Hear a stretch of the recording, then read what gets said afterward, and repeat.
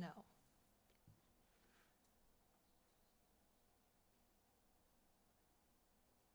Hello? You're still. This is embarrassing. It says I'm live. You're not. It says waiting for Andrew Robinson. Oh. Oh. Something's happening. There you are. Holy crap. Are we live, everyone? We are a disaster train. Let me see if I can pull up my chat. Oh my goodness. Wow.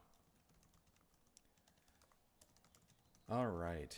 Can everybody hear us?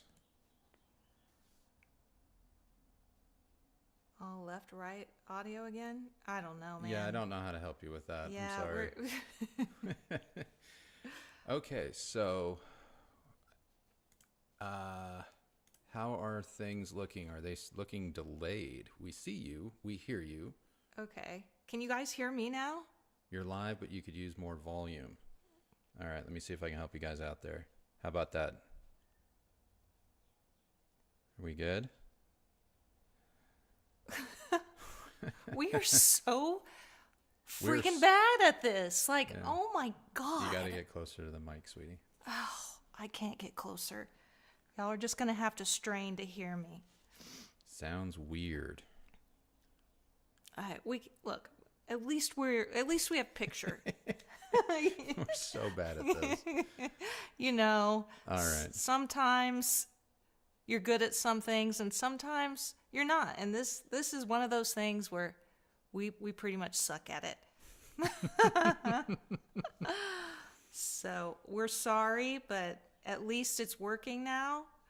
Yeah. Because oh my word, why is it like your picture is sort of. I'm trying to figure that out, guys.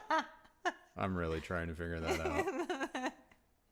Oh my goodness. Oh, they can hear me, but not you, Andrew. Well, I'm the one that matters, so, you know. I'm kidding. Okay. All right. Hold on. Before we go any further, can you guys hear me?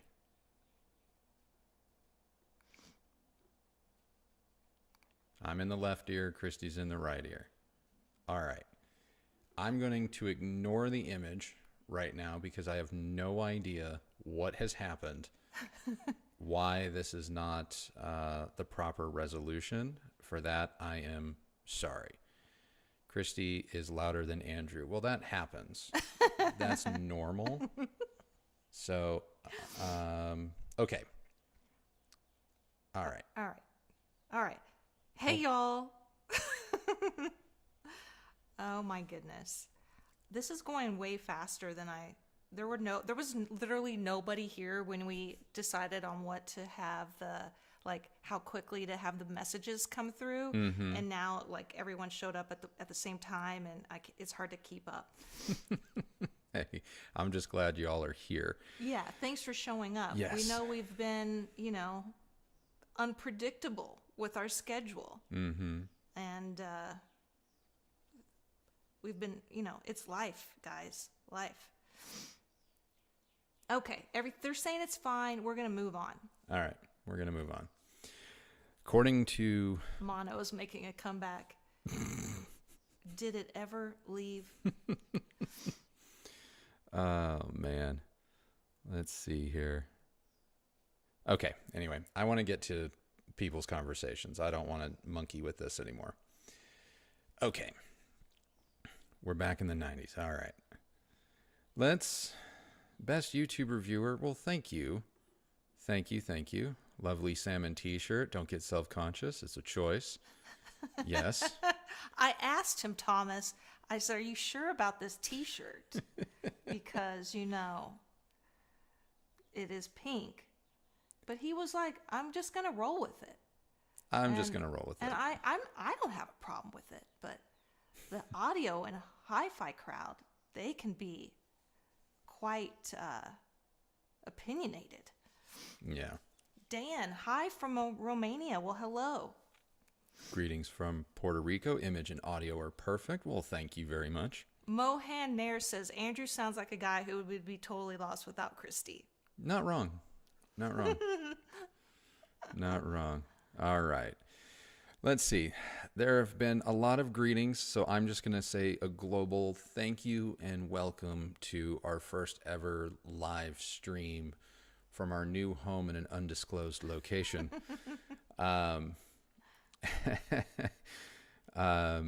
Yeah, so I'm going to see if we can get to some people's questions now.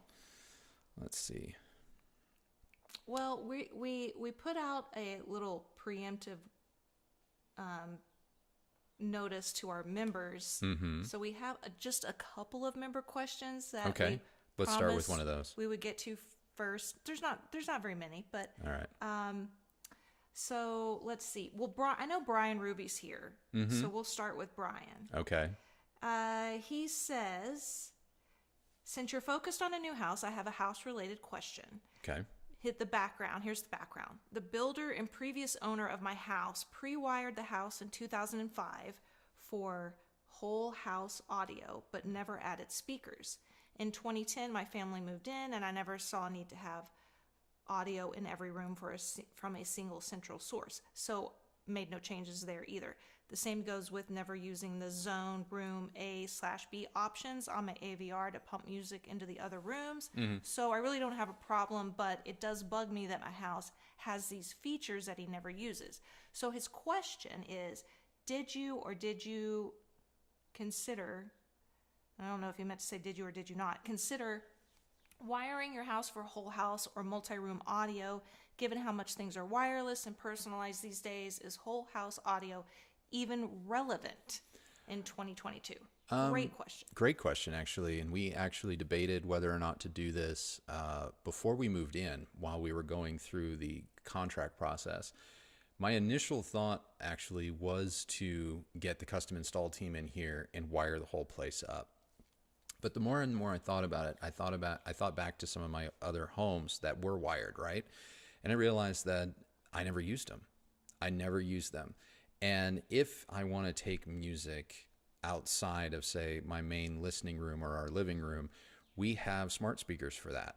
And we have smart speakers in like every room in the house. And while some of you may cringe at the idea of like AirPods or Nest audio speakers, for that type of casual, just background listening, I don't think they're any better or worse than having distributed audio via in-ceiling or in-wall speakers. And they're a lot easier to set up, and they do a lot more cool things like tell you what time it is, tell you what the weather is. They can read you the news. They can read you your emails.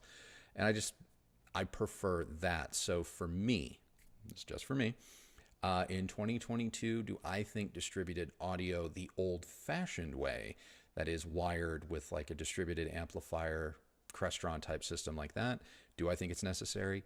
Absolutely not. Would I put one in my house? Probably not. Well, especially because we've discovered in some of our home renovation projects that our house is kind of over-engineered in certain places. There's fire blocks every like two centimeters, and I mean, I'm exaggerating, but it is basically like that.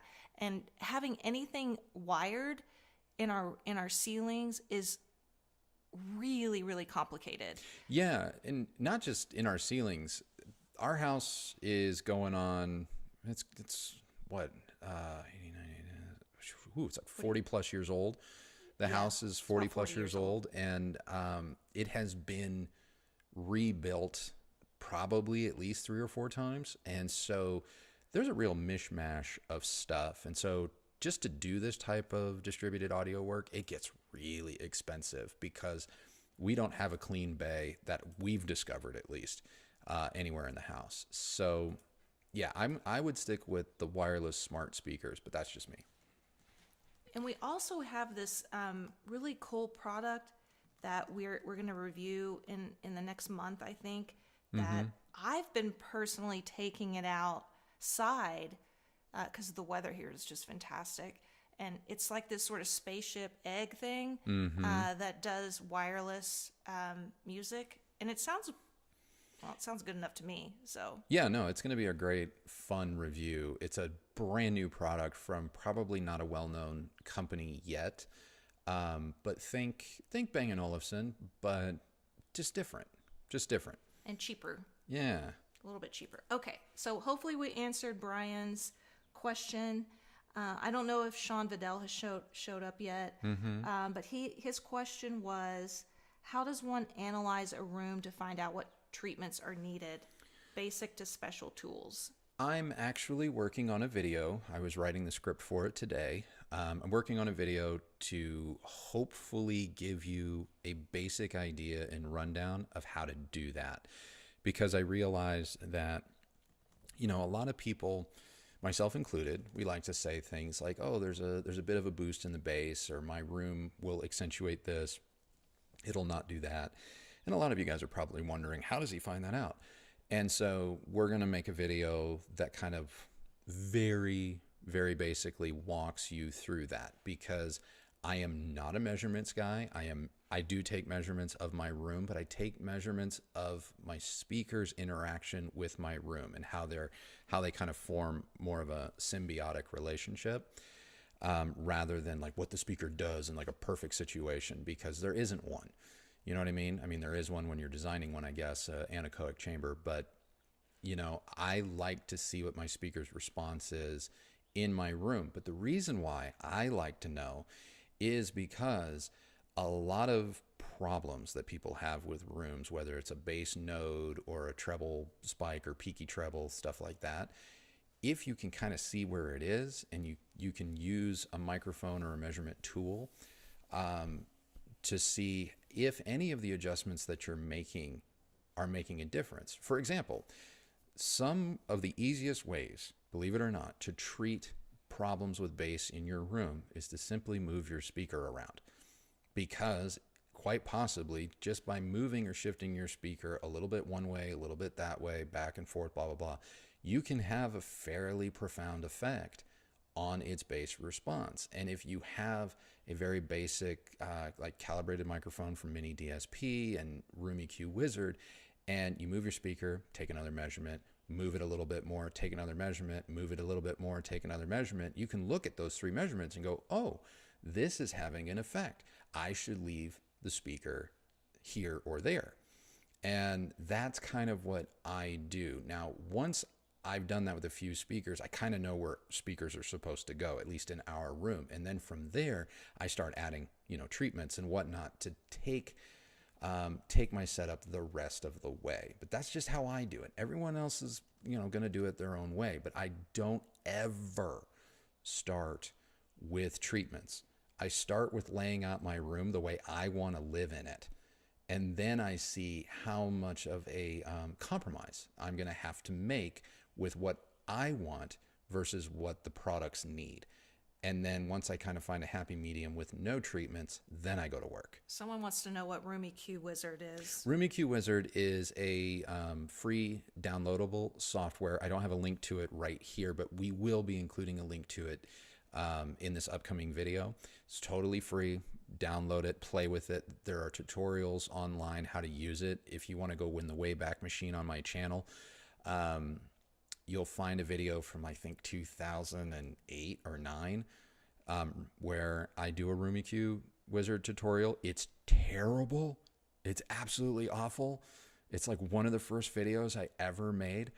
But the information is still valid because the software really hasn't changed in all that time. So it's a very common piece of software that runs on Windows or Mac, and a lot of people use it. It's extremely powerful, and I still can't believe that it's free. Okay, I'm going to take one more member question, and then I'm going to start trying to go through everybody's questions in the chat box. Okay. Nicholas Jarrett had a question about the new Samsung QDL. I can't even talk. QD right OLED. Now. Yeah, the new OLEDs. It looks amazing. It's going to be hard not to buy that TV because he really wants the Sony X95K. Tough decision. I think he's curious if we know anything, about those. And I don't know. no. Yeah, I don't know anything about the new Samsung TV lineup. We have been in touch with their marketing people to try and get samples in for review, and we're told that's going to happen, but that's probably not going to happen for at least another month. But realistically, if I'm being honest, probably closer to 3 months, to be honest. I think if you see any Samsung reviews right now, they're either people are going to stores or they're going to like Samsung kind of press events. I've noticed a few of those popping up, in which case I'm not saying that you're not getting good information, but you are getting information from a very controlled environment. Because best of my knowledge, some of these products haven't even started officially shipping to consumers that are willing to just, pay money. So unfortunately, to answer your question, I don't know yet, but I really, it is my goal to provide you guys with those answers. TechMed Rainer, thank you so much for the contribution. Let's Yes, see. Why thank you. no Rega turntables from Ilunga? Honestly, because they haven't sent one yet. I reached out to them.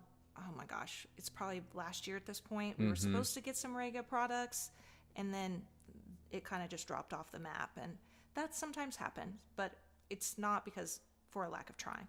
Yeah, we always do our best to bring you everybody. And believe it or not, there are still brands that just won't deal with us. They're not but one of Rega's them. not one of them. They're Rega's, not one I'm of not them. saying that. I'm just saying that sometimes it is, we reach out, and we're told stuff is going to happen, and then it doesn't. Other times we're just blown off completely. And then other times we get into conversations and manufacturers want certain guarantees and we're not willing to give them to them. How is the desert treating you guys or your equipment? Did you purchase conditioners? This question is from David Lynchen. Say that again? Did you purchase conditioners because they know we're in the desert? How's it treating us and our equipment?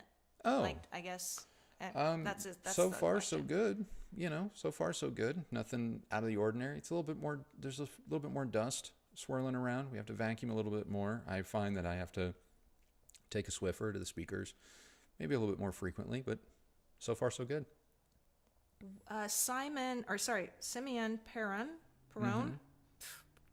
Bear with me, guys. What is the best integrated amp for the Lumina 2 under $2,500? The best integrated amp for the Sonus Faber Lumina 2 under $2,500. I mean, I know the Marantz 40N is right at about that price. I've been really pleased with the Marantz Model 40N with the Sonus Fabers. I think probably the new Mark II version of the Technics G700 is probably going to be really good if I can get my hands on it. Man, under $2,500. I'm Audiolab. 6000A Play. Audiolab 6000A Play, without question. That, like I said, I think in that review we coined it the unsuck button or the unsuck amp. I also like the Blue Sound Power Node if you want to save even more money. Yeah, the Blue Sound Power Node's good. It's not my favorite. I like the others better. I don't personally like Class D amplification on the Sonus Fabers, but the Blue Sound can work. Oh, and there's also, I brought the Blue Sound up because you mentioned the Marantz Model 40N, and it's got the HDMI thing, which is why I mentioned the Blue Sound. But if there's the other one that I really like that's just a more basic integrated is the Cambridge Audio AXR 100, and that's like basically stealing. So yeah, someone I just caught a question out of the corner of my eye. Love the channel. Would like to get your opinion on the recent merger of Sound United. It's not a merger. As I understand it, it is straight up a purchase. And everyone that I have spoken to at Sound United, which admittedly is only a few people, everyone says business as usual. I know that that's kind of the party line when these sorts of things happen. I think time will tell. I personally don't get it. I really don't. I personally don't get it. Well, let me take that back. I totally understand why the powers that be at Sound United would sell. I totally get that. I personally, this is just me. I don't have any insider knowledge beyond probably what any of you guys know. But I don't believe that because of how Sound United came about back in the day, because like Denon and Marantz and Macintosh and Snell, they were all under D&M Holdings, which was another conglomerate. I really think the whole purpose of Sound United was kind of to package these brands for a future sale, and that has happened. Now, what a medical company has to do with it, I think it's about distribution chains and potentially access. I don't know how much interest there really will be in the hardware. And if that's the case, you know, I mean, Sound United, Denon, Marantz, Polk, Definitive, B&W, I mean, these are all brands that are worth something. These are all brands that obviously bring in money. These are all brands that have some kind of market cachet. But if you read the press release surrounding the acquisition or the proposed acquisition, I don't know if it's 100% final yet. There's very interesting language in there that speaks directly to these various brands' built-in access to retail chains, and not necessarily a lot of language that talks about what it is they actually make. And that's what I clued in on, and that's what I'm really interested to learn more about. And unfortunately, we're only going to really learn about it with time. But there's already been some moves behind the scenes. You know, some people have used this as their opportunity to retire, and we'll see. But I am cautiously optimistic, but honestly, I don't understand, but I get why Sound United would sell. Yeah, there's really no telling what's going to end up happening. You really just have to wait. Yeah. Troy Stevens wants to know, can you do more reviews on SVS speakers and subwoofers? Very interested in hearing your thoughts. Wait, SVS subwoofers and speakers? Yeah. We are not opposed to doing any SVS anything. They're quite popular. I see their ads pop up in our videos all the time. So clearly they like you guys as an audience, that they target our videos to get to you.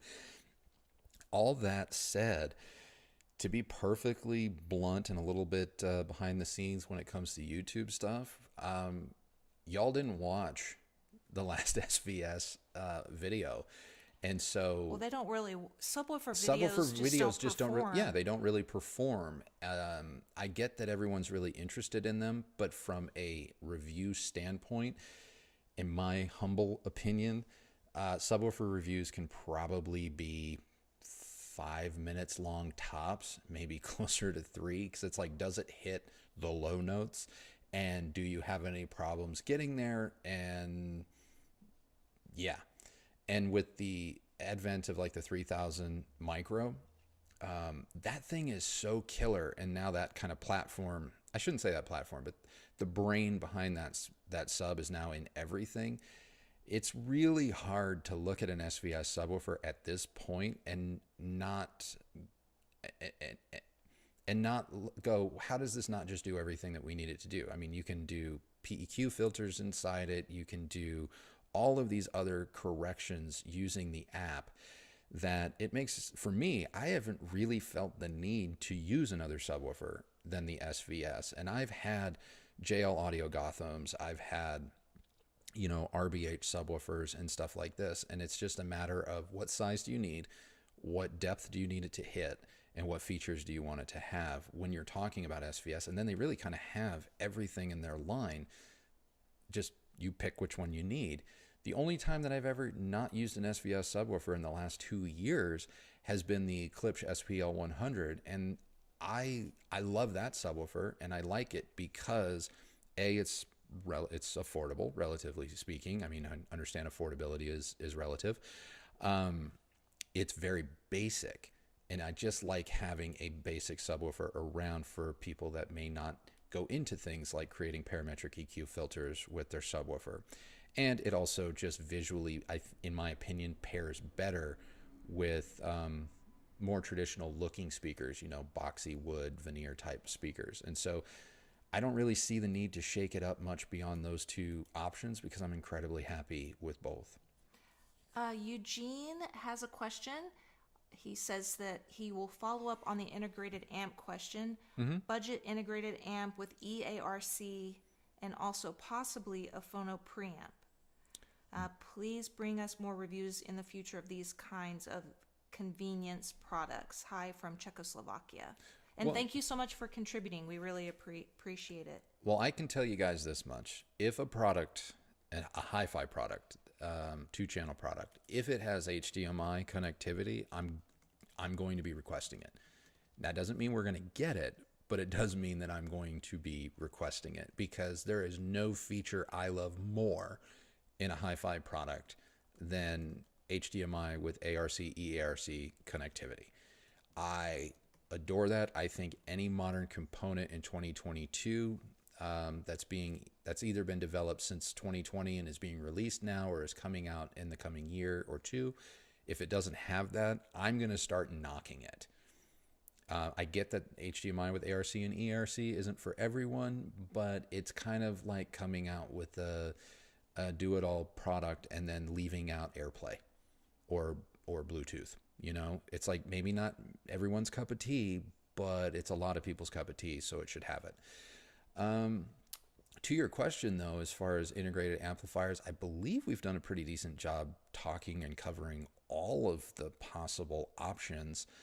I can't actually think of one off the top of my head that we haven't had on the channel, with maybe the exception of, I think there's a Lingdorf that is out there, and a couple of NAD versions of the M10 V2. We haven't had that, but I mean, we've had the M33 and we've had the C700, and we've kind of worked our way around the box. I think they were asking more about budget-friendly options with conveniences. Budget-friendly options with conveniences like ARC and ERC. I mean, the Power Node is they've got the market on that. Well, and there's also the Arylic. The Arylic doesn't have ARC. Oh, it doesn't? No, okay, it doesn't have HDMI. Forget that. Yeah, so I mean, Blue Sound kind of owns that market, but it doesn't have a phono preamp built in.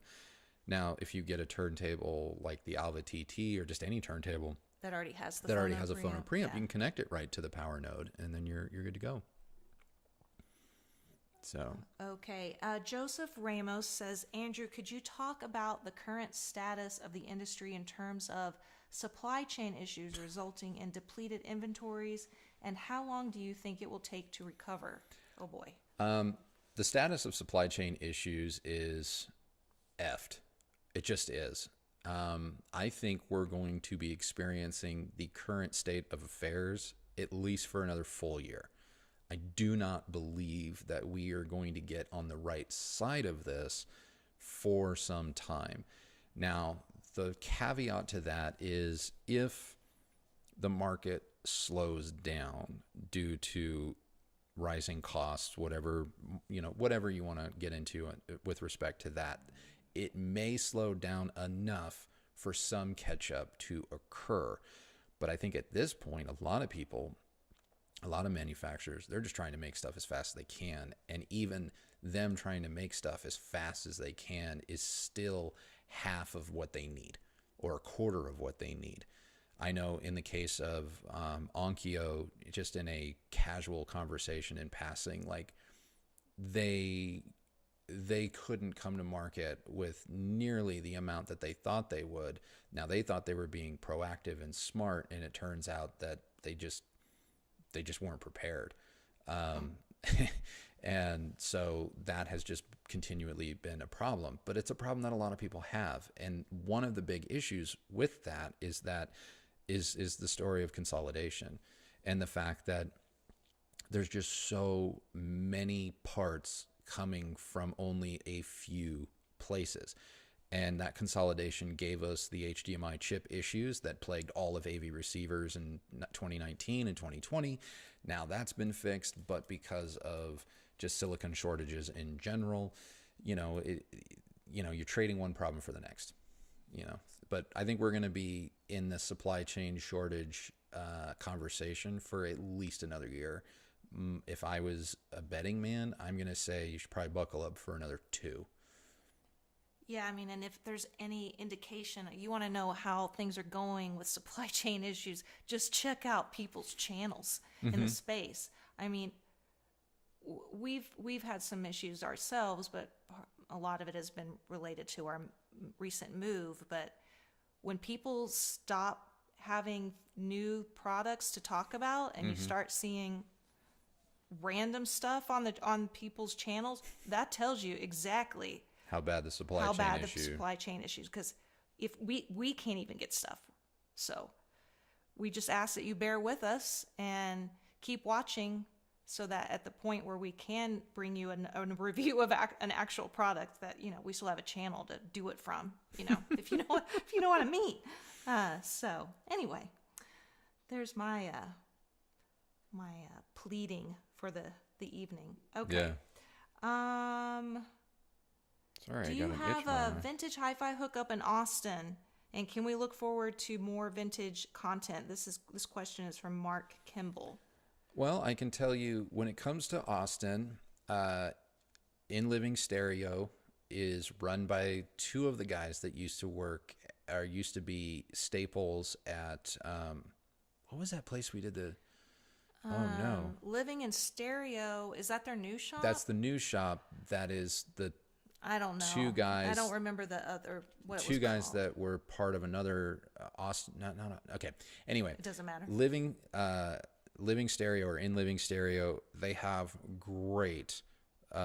It's almost like a museum. They have some really primo pieces, but they're very nice guys. But they also are aware of what they have, and it's such a curated collection that you shouldn't go, when you go in there, you should know that you are buying like the cherry picked best vintage stuff probably on the market. Now, if you go in the back room of Breakaway Records, they have a pretty nice secondhand wall of, say, receivers, turntables, and even speakers. They are going to be probably closer to what people consider a used market type place to be, where you'll be able to pick up a Pioneer SX 450 for like $120 or less. They have some stuff that's more expensive than that, but those are my 2 places. Those are my 2 places that I can think of. Rob Gordon says, hi, Andrew. Hi, Kristi. Hope the move has gone well. Any chance you will be reviewing JBL 4367s? I would say that our door is always open to JBL and any Harman product. I would never say no to a Harman review of anything. They are currently having their own supply chain issues with respect to at least press samples, marketing samples, media samples, whatever they want to call them. So they haven't always been the most responsive or the easiest to get your hands on, but that's not to say that we wouldn't do it. Now, I know there are a number of channels that have gone through third parties to get their hands on some Harman products, and for reasons I won't discuss, we're not going to go that route. We prefer to deal directly with the manufacturer in this instance if we can. That is correct. Basically, every time I've asked for product from them, in I would say at least the past year, I've been told they don't have anything. Yeah. So we try. We always try. Trust me. If you have heard about a product, we likely, I'm not going to say we have to, but it's likely we have to. And Kristi has been working diligently to secure it. And that's not to say that we don't also have it, maybe, but we don't discuss our review plans ahead of time. We don't? We try not to. We try and keep you guys on your toes. I mean, and this question is similar. Like, let's talk Martin Logan's. Comes from Chris Harbert. I mean, look, it's the same thing. What's the question about Martin Logan? Well, they want to talk. They want us to talk about it, and we would love to talk about it. And Okay. I've sent multiple emails, and they just they don't reply. Yeah. So Let me just, what can you do? I'm going to clear the air about Martin Logan. And when you say Martin Logan, understand that you're actually talking about Paradigm. Because Paradigm, Anthem, Martin Logan, they're all owned by the same people. And Anthem. I said Anthem. Oh, okay. Sorry. And they were recently, I don't want to say recently, it's probably been about 2 or 3 years at this point, maybe even a little longer, but they've been now under their old original ownership. And that is great. That's great. However, all of my best contacts at those companies, contacts that I've had for 20 plus years, that have made working with the brand exceedingly easy from getting gear, right? All of those people have either left the company, retired, or were let go at the beginning of the pandemic. And so we're trying to basically make all new inroads with Paradigm and their family of brands, which has been just exceedingly difficult. I don't understand why it's been difficult, but it's been difficult.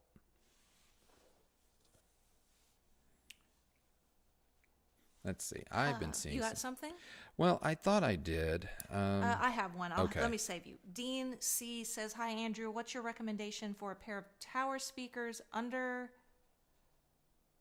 3,000? Wait, what? Under 3,000 and $2,000 for game plus movies? I don't understand that question." Okay, try reading it again to me. What's your recommendation for a pair of tower speakers under, and it literally says S3000 and $2,000 for game plus movies? Thanks in advance. So best tower speaker, I'm going to say under $3,000. That would be good for gaming and movies. Maybe I'm going to say that was your question. I really hope it. Maybe he wants a $3,000 one and a $2,000 one. I don't know. Why don't you just pick one number and answer? Best tower speaker under $3,000 right now.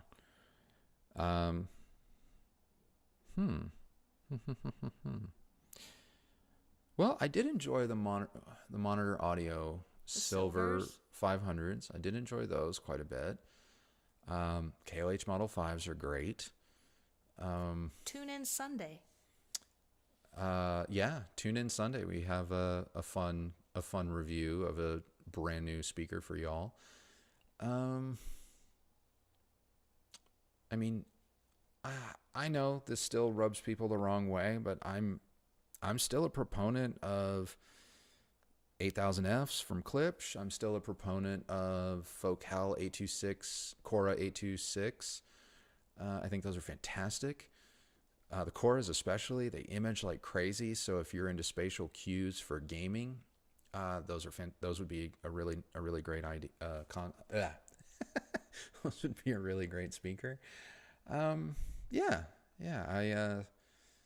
I mean, there's just so many options. It's like Polk Reserve. Polk Reserve would be a great option. So yeah, there's some ideas. Please give us a high-level summary on the awesome speakers in your living room. They're talking about the ones coming up on Sunday. The ones in our living room right now are not what's happening on Sunday. No, the ones that I know that you guys are referring to, that review is coming Sunday. The speaker directly off to my left here, as far as I know, we're the only ones with it, and you're not going to want to miss it. It's a new one, and it's going to be good. It's going to be good. No, not the Hecko Auroras. No, the Hecko Auroras are great speakers. Yeah, but that's not what's in here. No. Okay, thoughts on the Beolab 90? Well, we would love one. I will take a pair. I want the pair that Alicia Keys has in her house. Have you guys seen that? Is it Architectural Digest? Architectural Digest, Her house is freaking beautiful, but she has the most gorgeous pair of Beolab 90 speakers in her living room. Perfection. Yeah. I love those speakers. I've only ever heard them inside showrooms. Obviously, I've never had a pair in my home. I'm really working Bang & Olufsen hard now that we have a space to show those types of speakers off. I'm working them pretty hard to make that happen because, well, for selfish reasons, of course, but also because I think that would be a really, really fun review. I do. Because what I've heard so far in the probably 5 or 6 instances that I've been able to sit in front of them and listen for any length of time, wow, very, very impressive speaker. I'm just going to go ahead and get this out of the way because there's been multiple people asking about ProAct speakers. Have you heard them? What do you think? Are you going to do any reviews? ProAct speakers, I have heard them. It has been a minute. I don't see a review happening anytime soon. That isn't to say that if, ProAct were to reach out to us and want to do a review, I wouldn't shut it down. It's just a really, really niche product, in my opinion.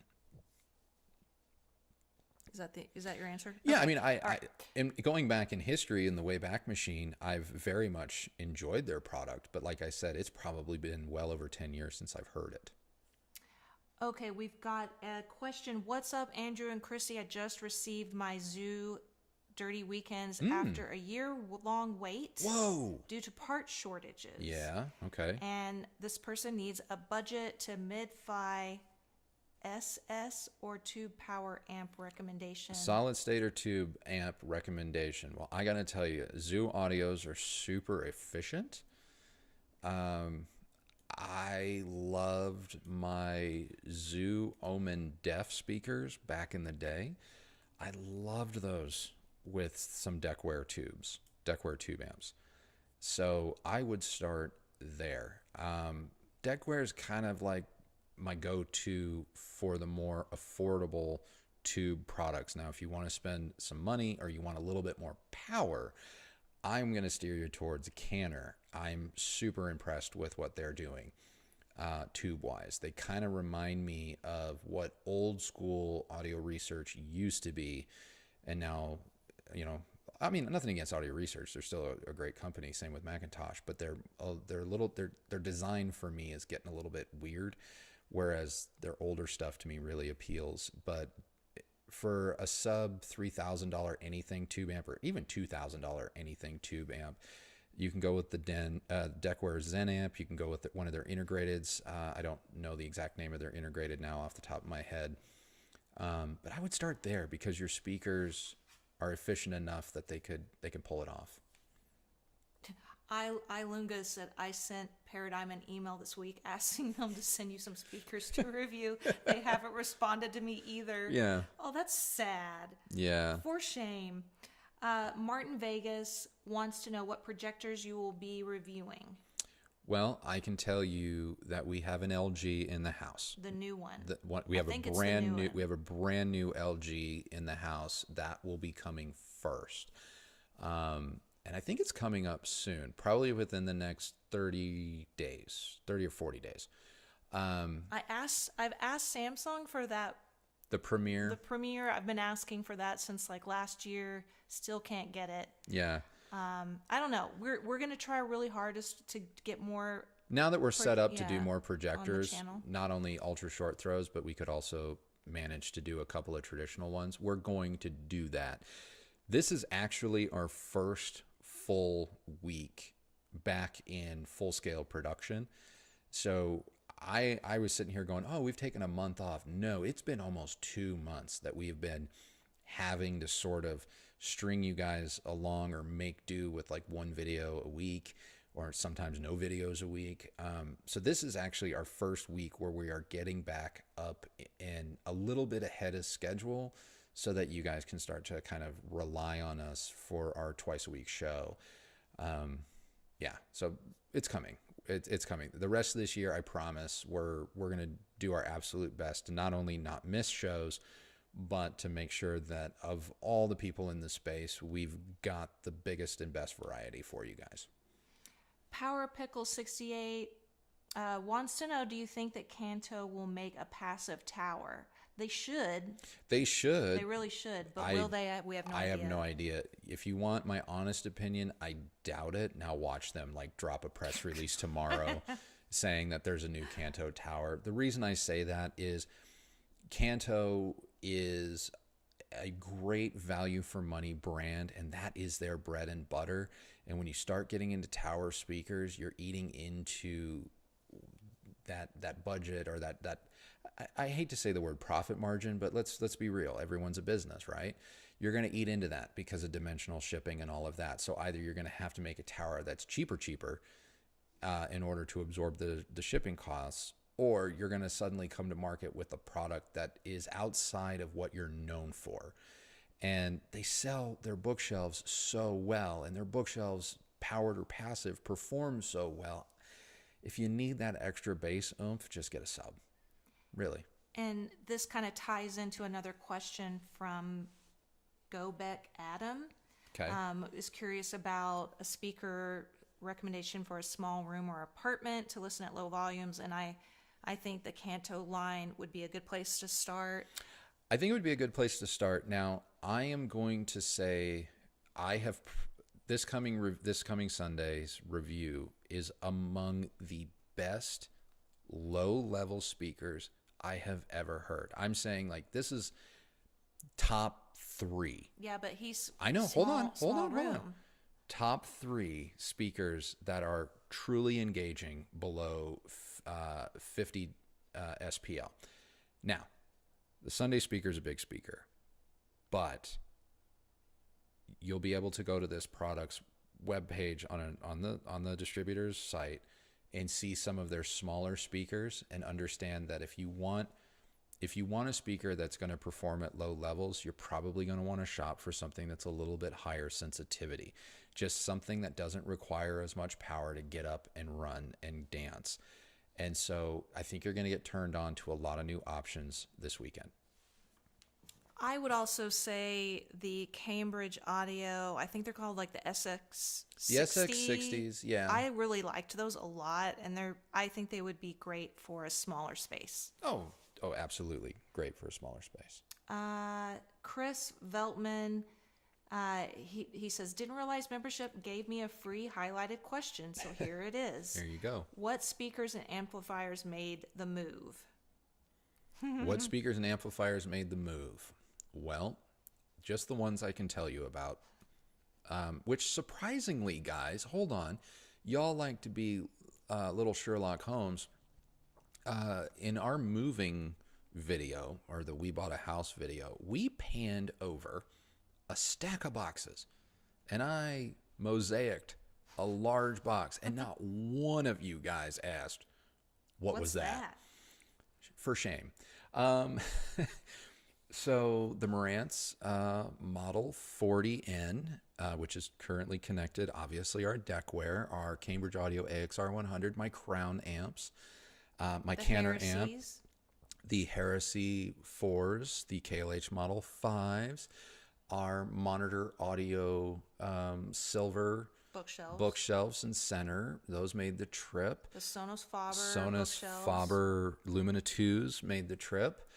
A bunch of soundbars. I can't even recall all of them. The Sonos Beam Gen 2. Sonos Beam Gen 2, which is currently in our bedroom, but is about to get unplugged tonight because we got a brand new soundbar that we got to check out. Actually, we got 2 soundbars we got to check out. Our Sony TV, our Vizio OLED. We have a new... Not the Vizio. The Vizio OLED is here. We haven't plugged it in because the day or the week we got to our new house, a new TV arrived. And the only reason we haven't brought you that review is because we had to have a power receptacle moved so that we could hide the power cords. Because cable management is important. Because cable management is my jam. And I'm not about to bring you a review with dangling cables. But it finally got... But it got done literally... Today. No, hold on. Yeah. If I were to pan that direction, you would see spotty drywall because we've had outlets moved just today. But that's some of the stuff that made the trip. I'm probably forgetting 1 or 2 things. We have since taken delivery of a few items, one of which I cannot express to you how utterly excited I am to share it with you. I think you guys are going to freak the F out. And it hurts me. It physically hurts me that I can't hook it up just yet because I really have to be a good person and give this other product off to my left here its due diligence. So, and everybody that's been contributing through thank you. The Yes, I don't even know what they're called, super chats chats or whatever. yeah. Thank you so much. If I haven't said your name or added you in the comment section, I apologize. I'm trying to get to it, but we really do appreciate it, really, really and truly. Let's see.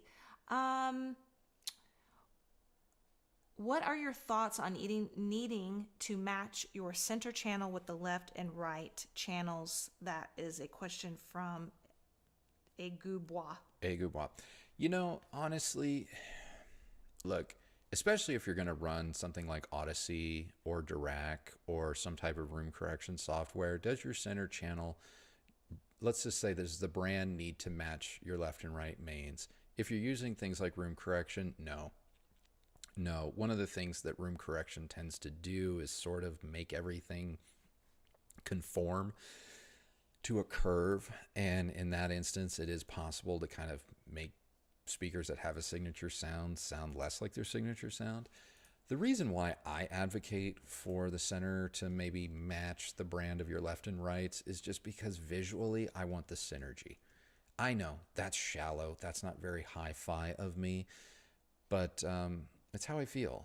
You know, I wouldn't necessarily spend the money on a speaker like, say, Sonus Faber Lumina Towers and then put a Monitor Audio Bronze center speaker with it. Nothing against either brand. I wouldn't do that. But that's because I'm bougie like that, I guess, or I'm a little extra. But did you just call yourself bougie? I called myself bougie because my. For me, I want them to match. So, let's see. I've seen a couple of questions about what is this gorilla? I don't know. Just okay. Don't worry about it. There's been a few questions about Tecton. I know I saw one question was, have you ever reviewed Tecton?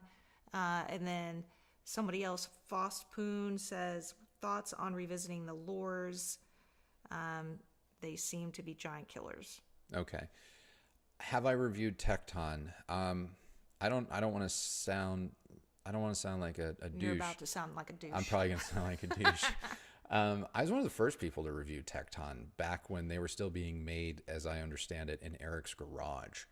The M Lore, I believe, was the first Tecton review that I did, and then we did the Pendragons, and then of course I made the Pendragons my own, and I urged Eric to build the Pendragon Theater, and then he did, and I had the first one of those. I had the Lores, I had the Lore BEs, not for official review on this channel. Eric just sent them to me to kind of like get my opinion before they went on sale. So I'm very familiar with the brand. I have nothing but good things to say about their speakers. I think that they do perform very well.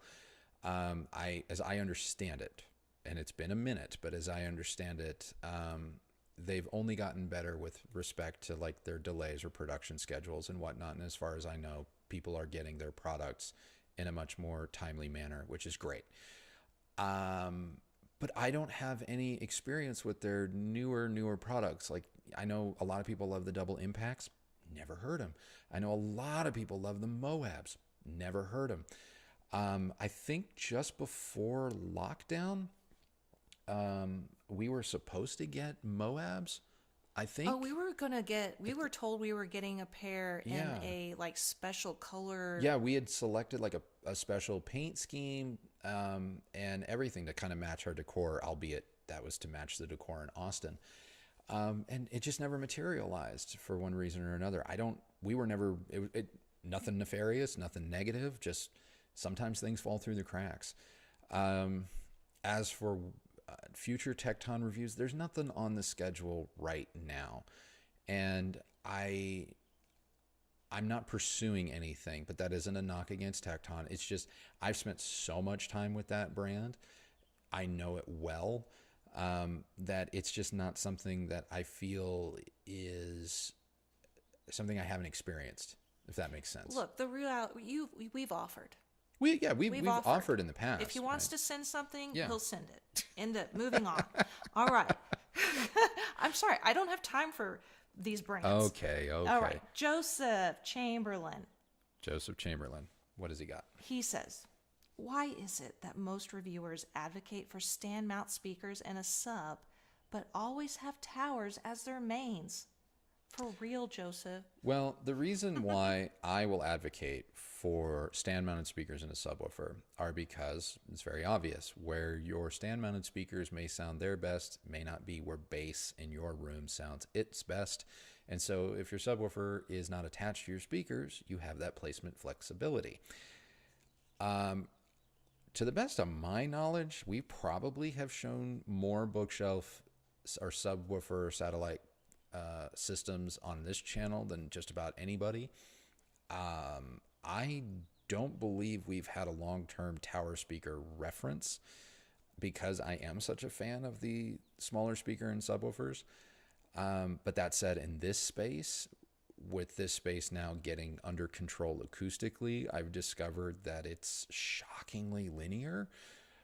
So I'm going to be doing a lot more tower stuff because partially the reason why we didn't do it in the past was our space wasn't really big enough where I felt towers made sense. I don't like living among products, and tower speakers are just a real pain. And I don't also like living in a living room where I feel like the speakers are right on top of us, and towers visually do that.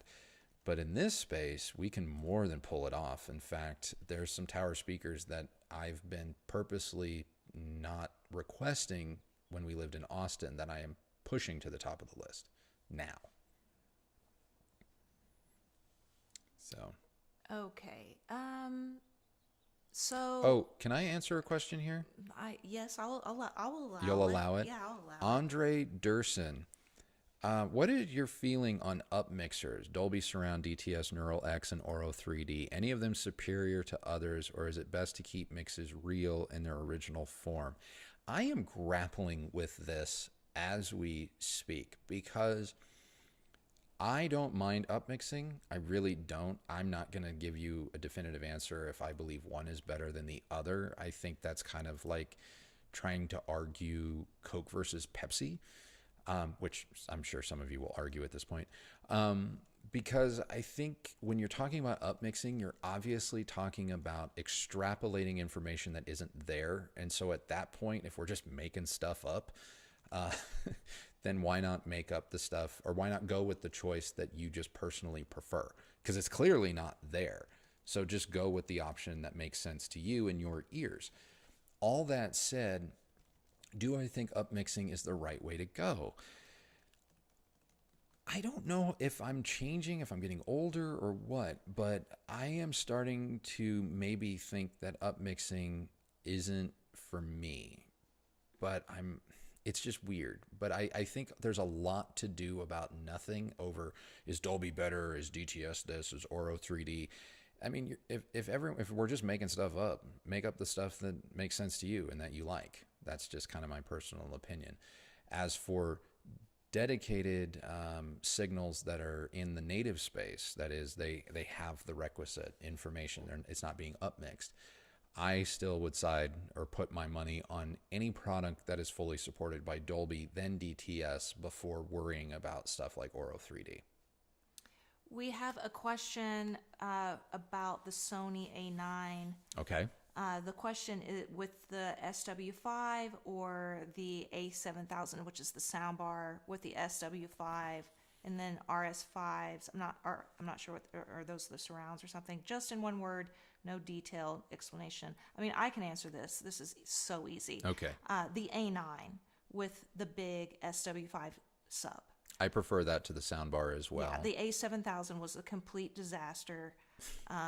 Although I believe it just got a firmware update, but we don't have the A7000 Yeah, we don't anymore, have it so anymore. I can't tell you. But I just got a notice from Sony yesterday or the day before saying that there was some big over-the-air firmware update for the sound bars. I don't believe anything happened to the A9, but the sound bars got a firmware update, so maybe that did something. But I was very disappointed in the A7000. Even with the SW5, I was disappointed, which shocked me because They were the same system. they're the same platform as the HT A9 in all intents and purposes, and yet you couldn't ask for two different sounds, which is weird. But for sure, get the A9 with the big SW5 sub. The tricky part is just finding one in stock. But I've heard people say they've trickled in on Amazon recently. So maybe you might be one of the fortunate ones to find I want to answer. I hope that answers your question. I want to answer Harry D. Banana. Harry D. Banana. Okay. Thoughts on a high-end DAC streamer, or would you recommend a separate DAC and then pair it with an independent streamer, or should I be looking for an all-in-one DAC streamer? Okay. I am probably one of the worst people to ask about DACs and streamers because I've just been so enthusiastically happy with our Apple TV 4K plugged into just about everything.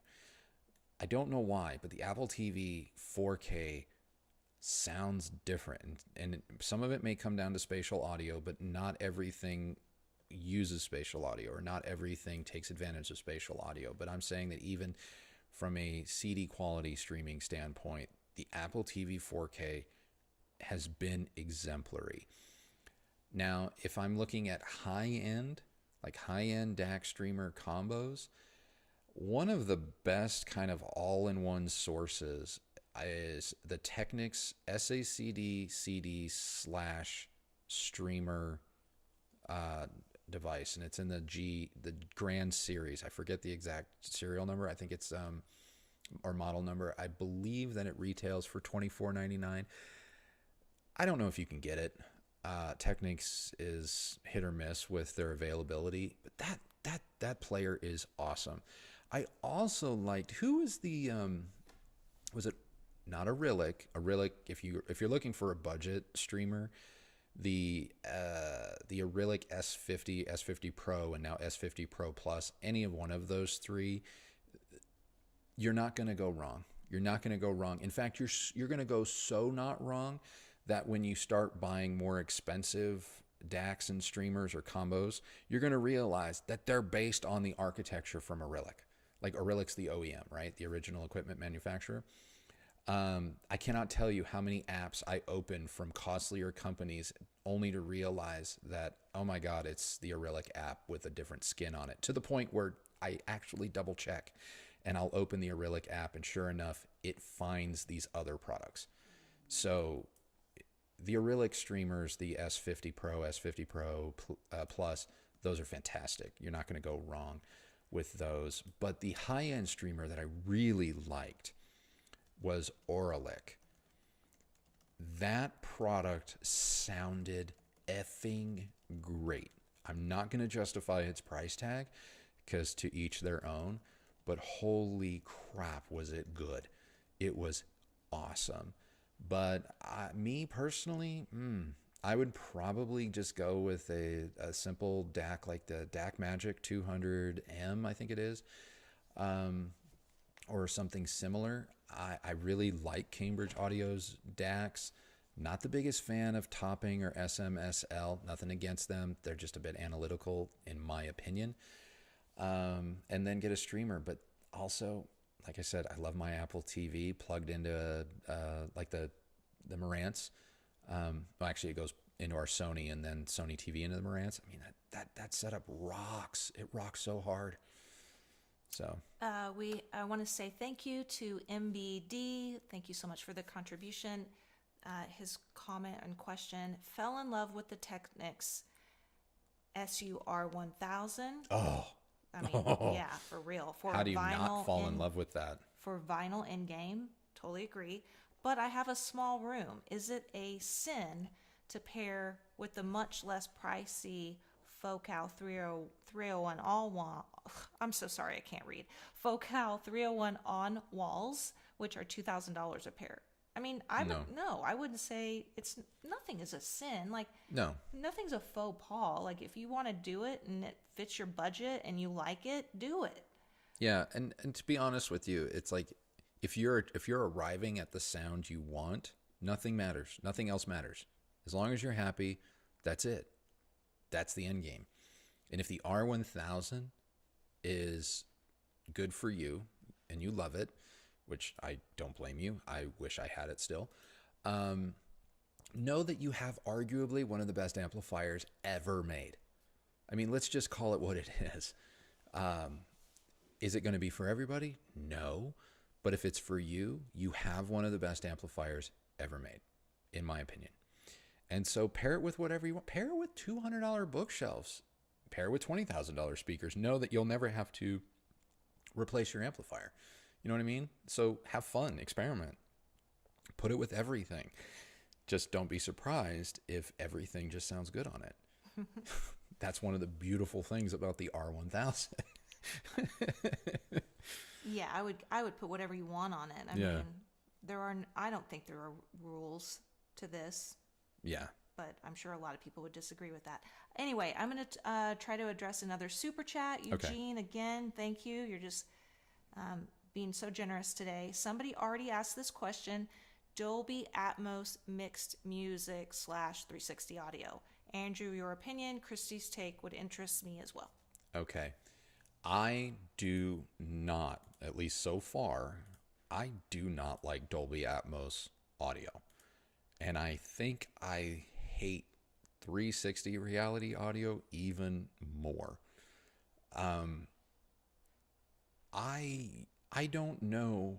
In my opinion, back in like DVD audio days, dual disc days, even SACD days, I just felt like the multi-channel, the 5.1 multi-channel mixes were so much better. They were better. They sounded purposeful. Now everything just sounds like they're taking the reverb slider and just cranking it up so that like there's some stuff coming out of the surrounds, but it doesn't really make sense for why it's coming out of surrounds. Yeah, and I keep going back to it.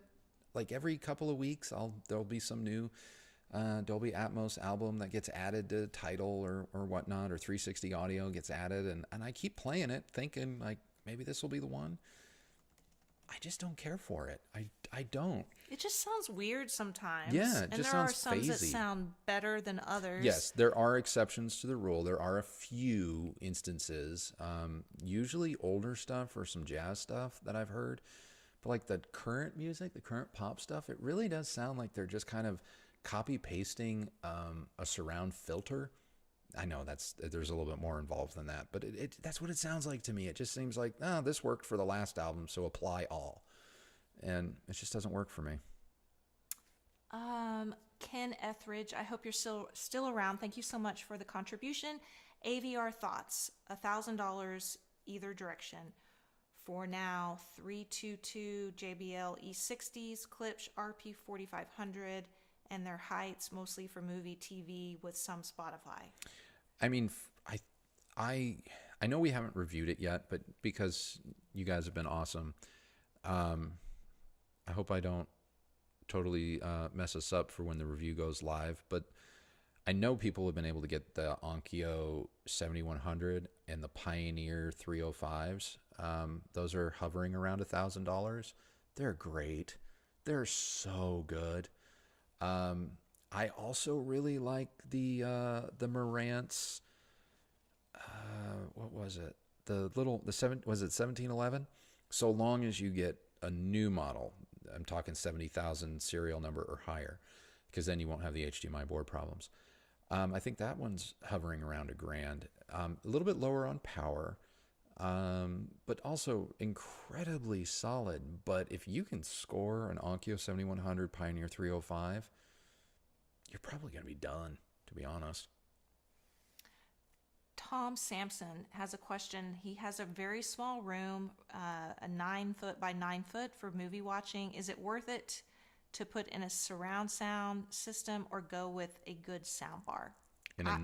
I would do a sound bar. In a 9 by 9 room. Or just 2 channel.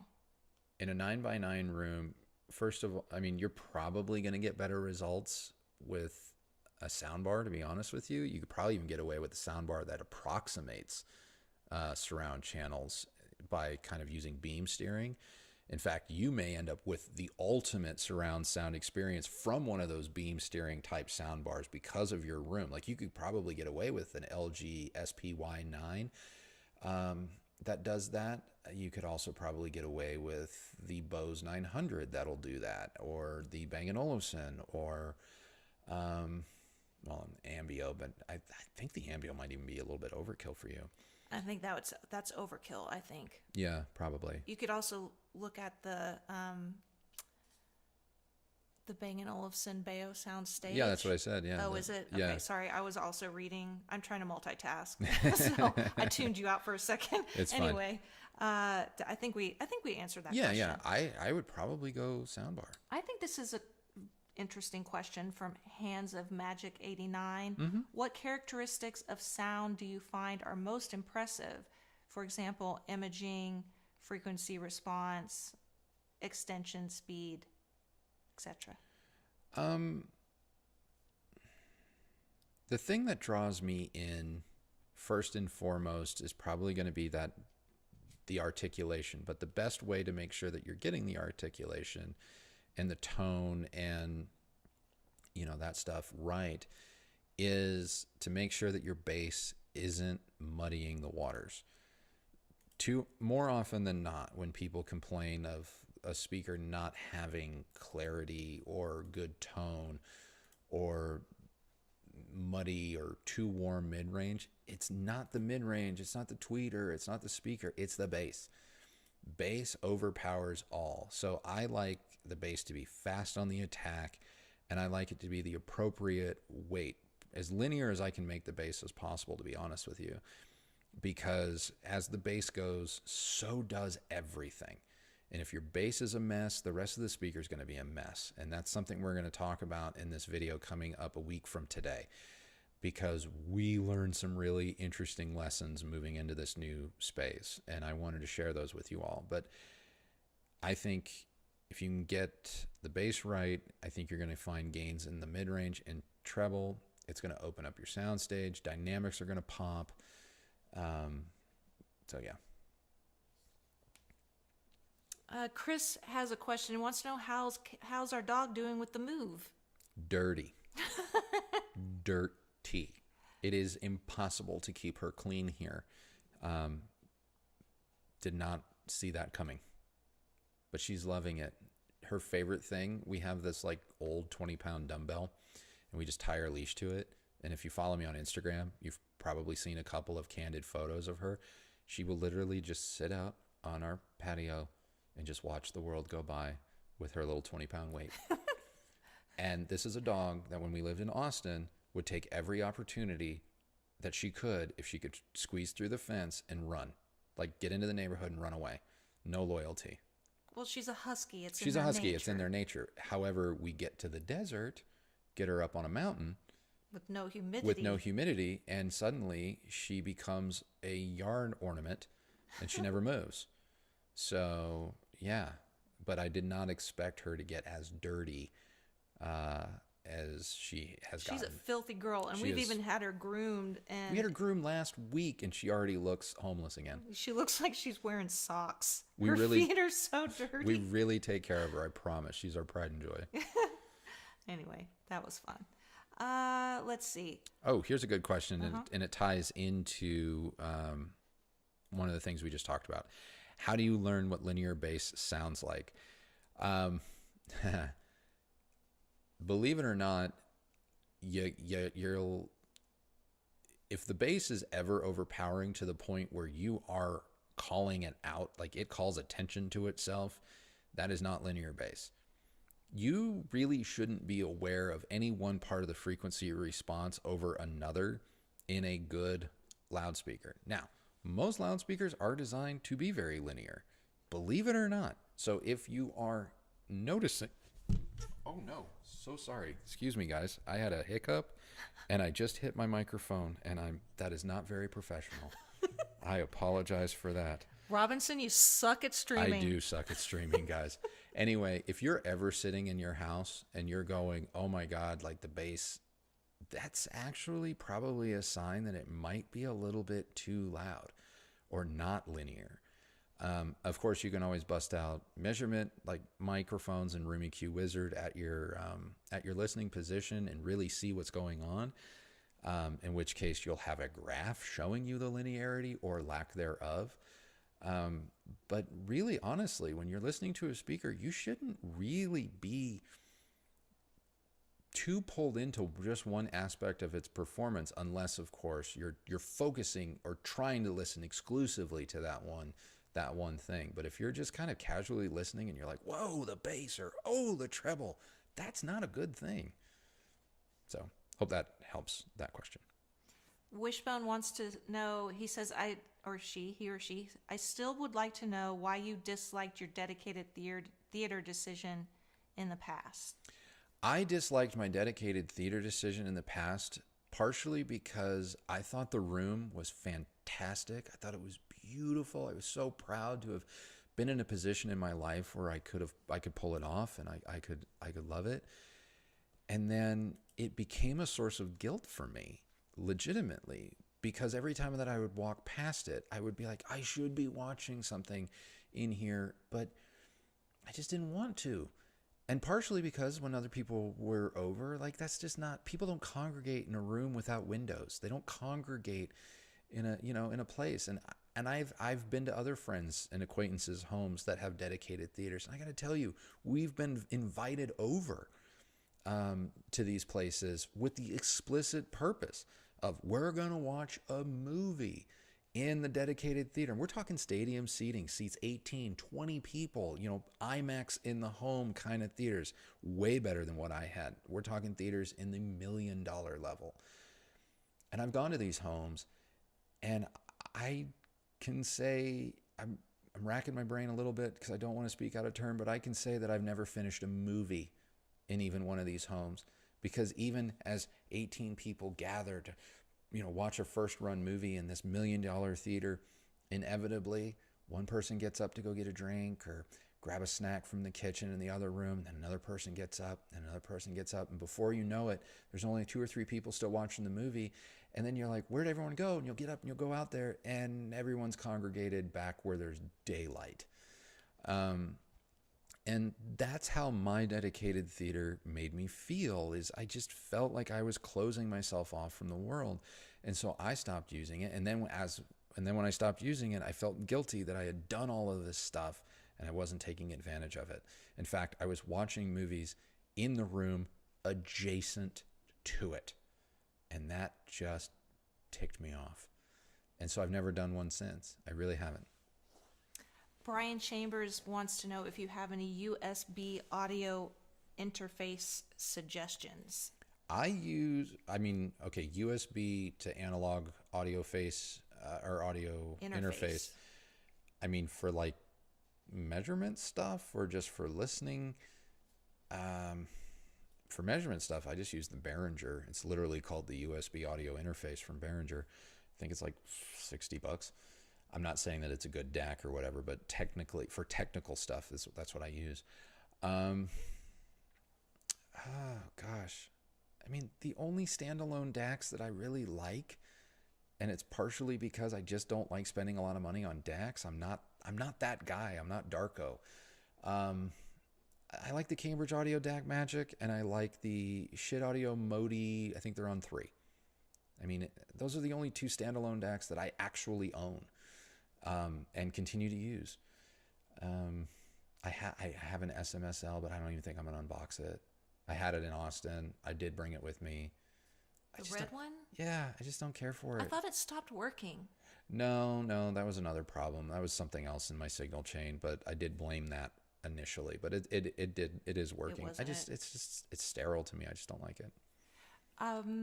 Andrew Lindley says he loves these happy hours. Oh, thank you. What are some demo song recommendations that point out bad qualities in music, such as overly sibilant, poorly mixed, etc.? Oh, great great question. Very good question. We actually have some songs on our list that we bust out for that reason. One of them's Miley. Miley Cyrus, Midnight Sky. It's off one of the newer albums. It's off her brand new album. Not the live one. Not the live one, but the one just before that. Miley Cyrus, Midnight Sky. I love that song. I think it's a banger.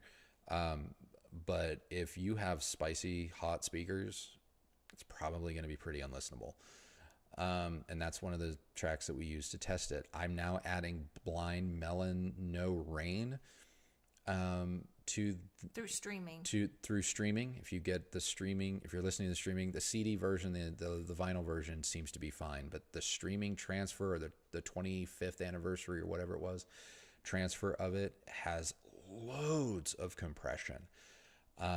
And if you can hear it, then you have a very resolving speaker. If you don't hear it, it sounds just like the vinyl transfer or your CD that maybe you still have lying around. Maybe your speakers are saving you from some anomalies. Let's see. What was another one? I feel like there was another song that I used to test. Oh, well, that Darkbird song. It's a great song, but it's not the best recording. It's not the best. Darkbird, their Darkbird EP, not the newest one. Go back one. They just came out with a new EP literally like 2 weeks ago. I have not listened to it. They're an Austin band. I have not listened to it enough, but their previous EP was a bit of a homemade recording. Great songs, but on a really so much fun live too. Super fun live, but on a higher end system, you're going to see some shortcomings in that recording. There's something else that I listened to recently, but it escapes me. Okay, Alex Booth 91, thank you so much for the super chat. Hey A and K, I'm having a real issue with noise on vinyl, more prominently on the right channel, using a Rega P2 Graham Slee Phono exact cartridge, self-fitted, all clean records. I'm stuck. Check your connections. I'm only saying that because you said it was self-fitted, so double check your connections. You may need to get even some maybe contact cleaner, maybe some dirt oil got in there. It is possible that even if your cartridge is on the newer side, it's just maybe a little bit goofy.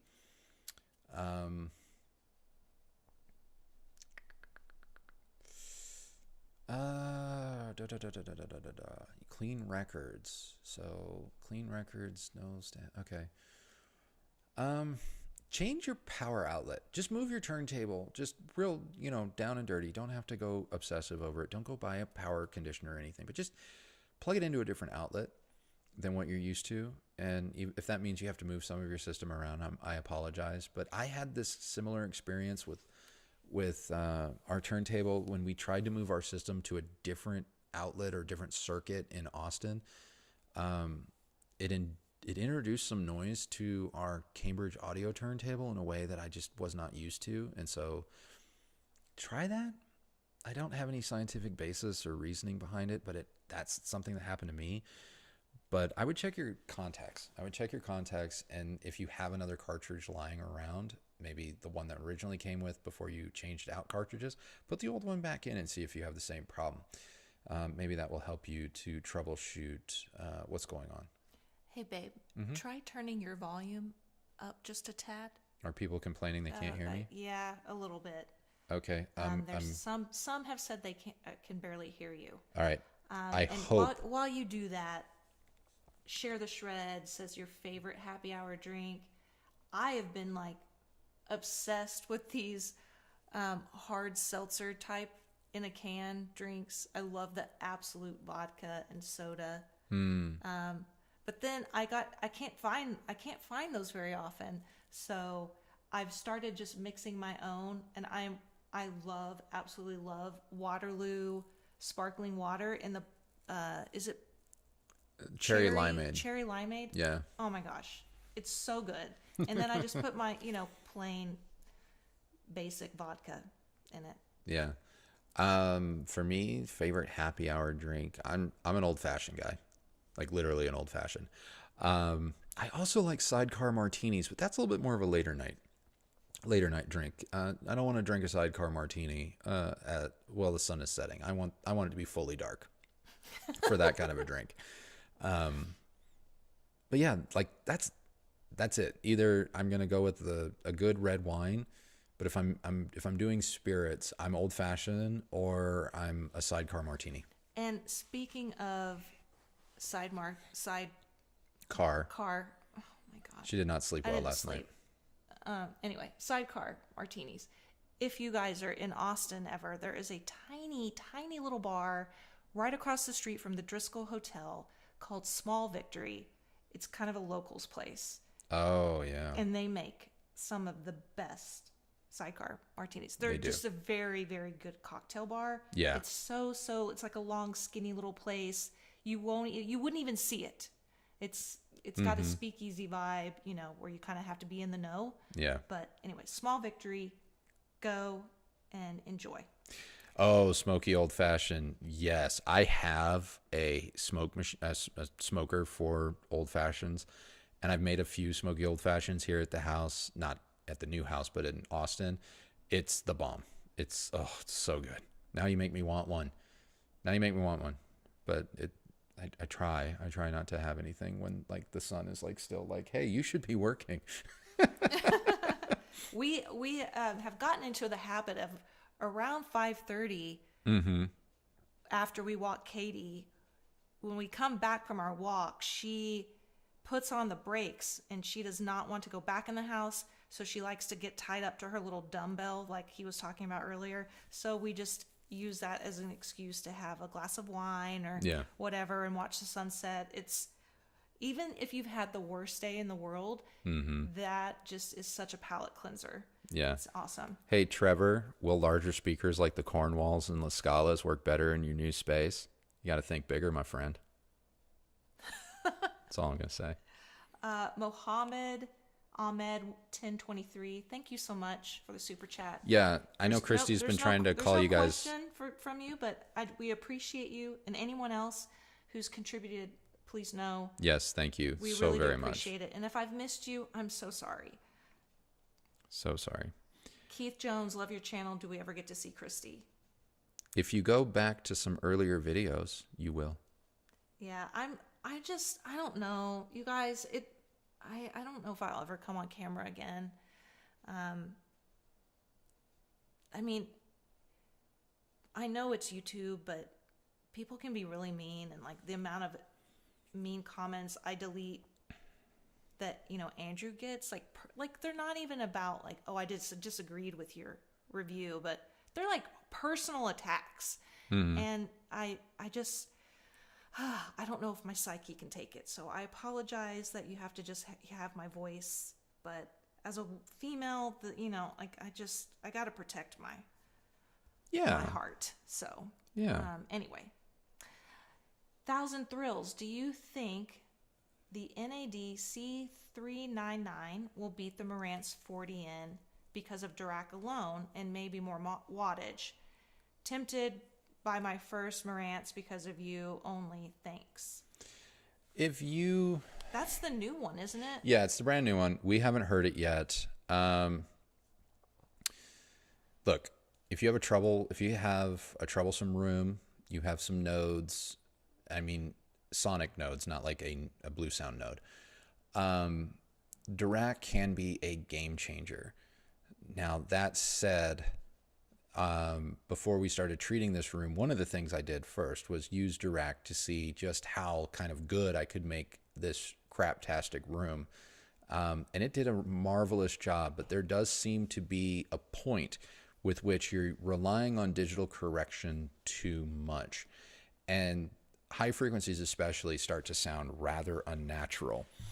That said, there's no denying that Dirac can work like relative miracles for a lot of people. And so I would not be surprised if you went with an integrated amplifier like the NAD and Dirac, if you came away from the experience liking it more than the Marantz, because the Marantz does not allow you to do that. Now, the Marantz have some bass management, or should say it allows you to hook up a subwoofer and do crossover where you're taking some of the load off the amplifier. But it just does. It's a little bit more old school that way. Now, had the Marantz had something like Dirac, oh my God, I don't know if anyone would ever need anything more than that. So I'm not going to say which one is best, but I also wouldn't be surprised if in a head-to-head, if people just preferred the NAD because of Dirac, if for no other reason than what Dirac can do for speakers, and more importantly, what it can do for a room. So that's my answer.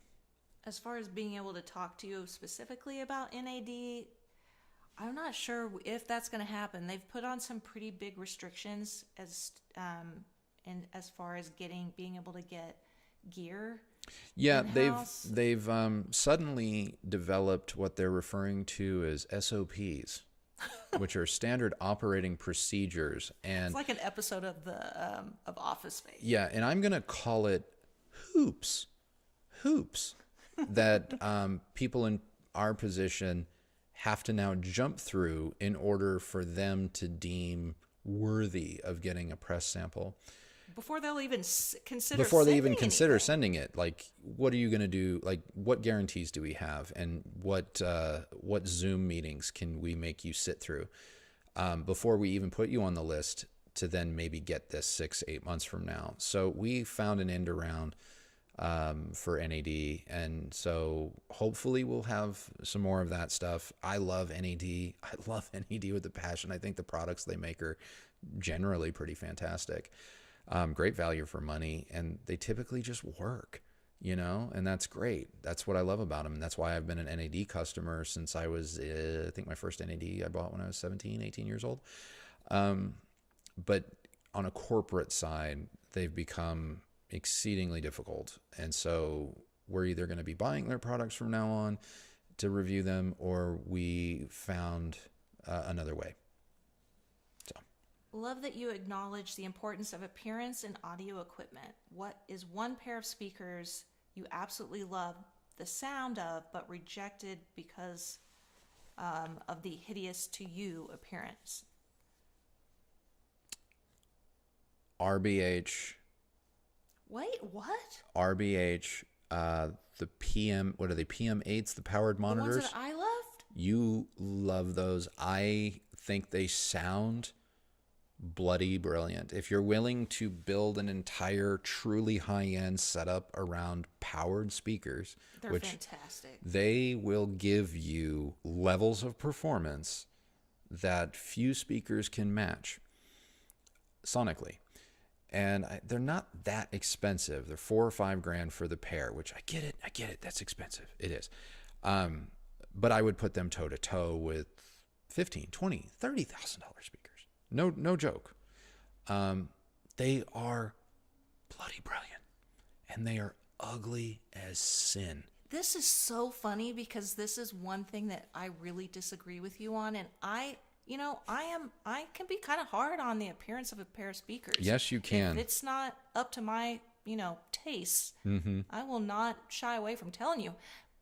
But I didn't have any issue. They're hideous. They're not. They're hideous. And You're then weird. they bolt like these like Corian cabinetry kitchen countertop cheeks on them. Okay, yes, I will say God. they have these like customization options that should just never be seen again. But if you just get like the plain black box, the non-adulterated version, they're fine. They're fine. They're fine. But to me, to be honest, I think there are plenty of speakers out there that not only look good, but also sound good, that you do not have to sacrifice one over the other. Box Kerp, you just Emotiva Aeromotive T1, 100% agree. Yeah. Another speaker, fantastic sounding, stupidly good sound for the money.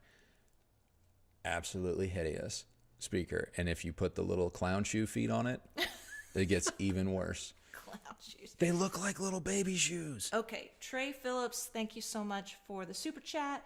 Your review sold me on the Ambio. They So good. finally got updates, and I can use Tidal. Does this still rank as one of your top soundbars? Yes. Unequivocally, yes.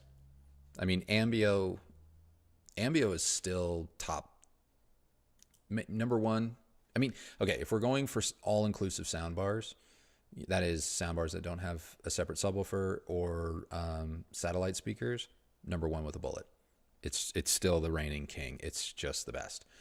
In terms of overall soundbar systems, it's a two-way tie between it and the Samsung Q950 and whatever the letter they're on right now. But that package is also equally impressive. Well, and the A9. I don't consider the A9 a soundbar. I know it's going after the same customer, but I don't consider it a soundbar. Yeah, I kind of put it in the same category.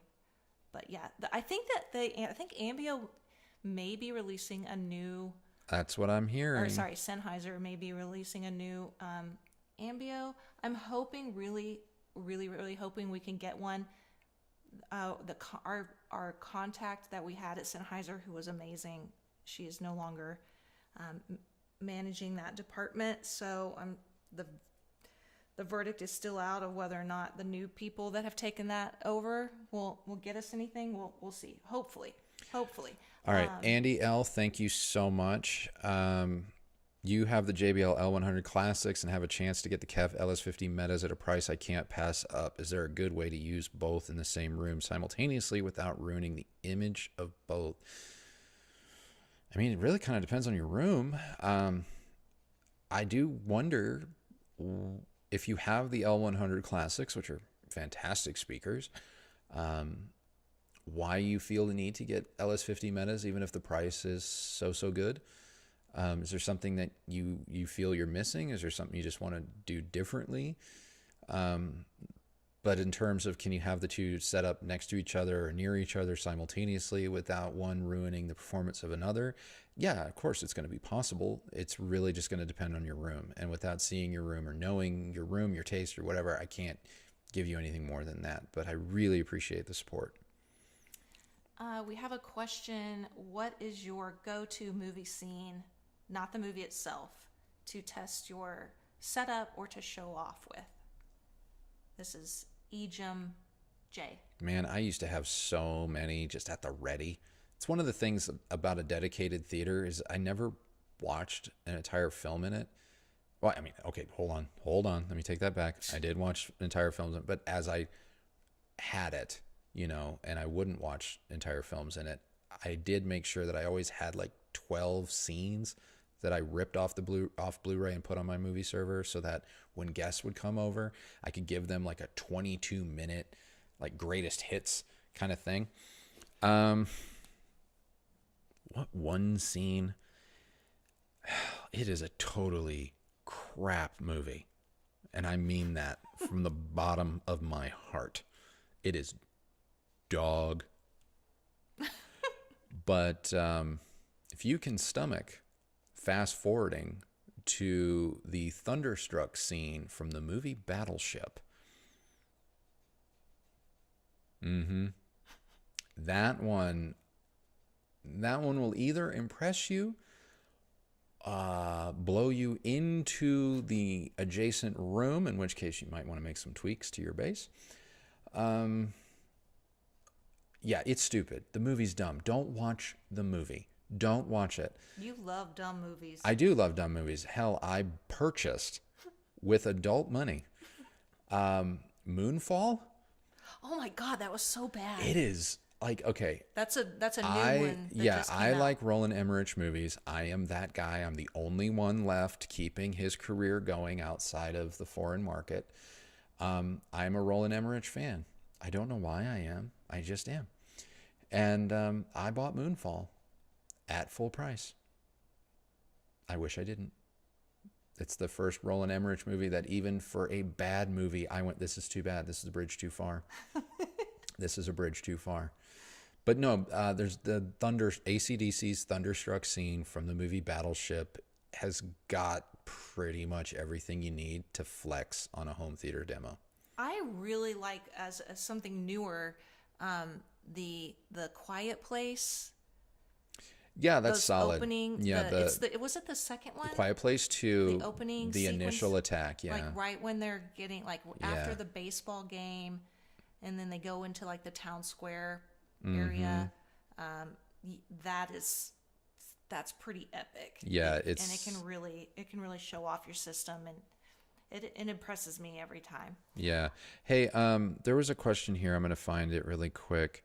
Well, while you're doing that, can I pop in Sure. with one? Hands of Magic 89, what in the world do I need to do to get my wife into audio? What was my turning point?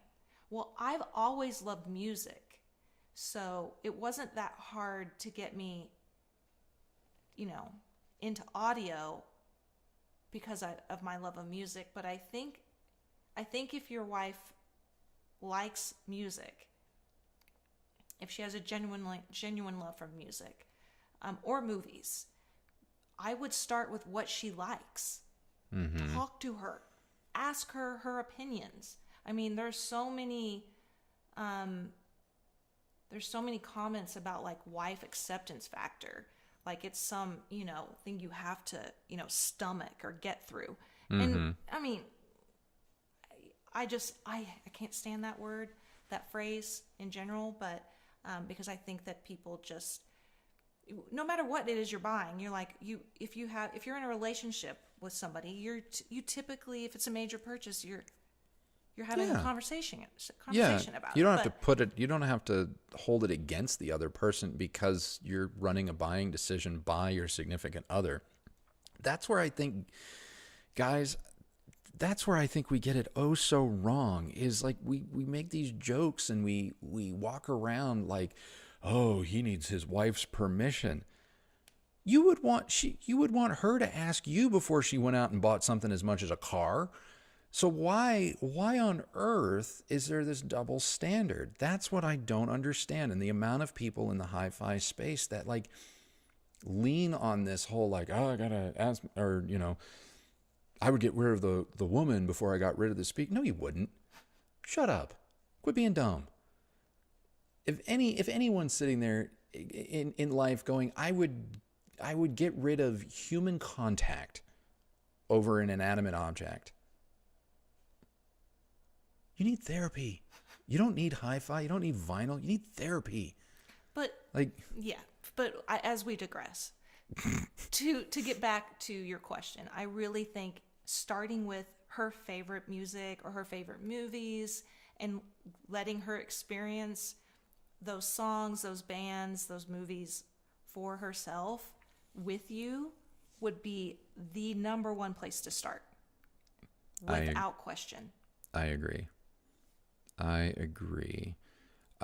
Okay, I think I found the question, and then you all asked a bunch more. And now I'm seeing that a bunch of people super chatted, so I'm going to forego that one question I thought I saw. And Robert Clobber, you guys, your screen names are amazing. Purchased the G700 on your awesome write-up and video a little while back. Looking to get rid of some middle-of-the-road BMW towers. Any recommendations? For the G700, I got to tell you, and you can probably find these on Closeout, Technic's own tower speakers that were designed to go with that amplifier. The pairing is freaking magic.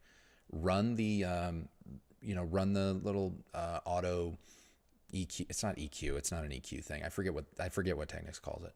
Run that on their speakers. Oh my God, it's so good.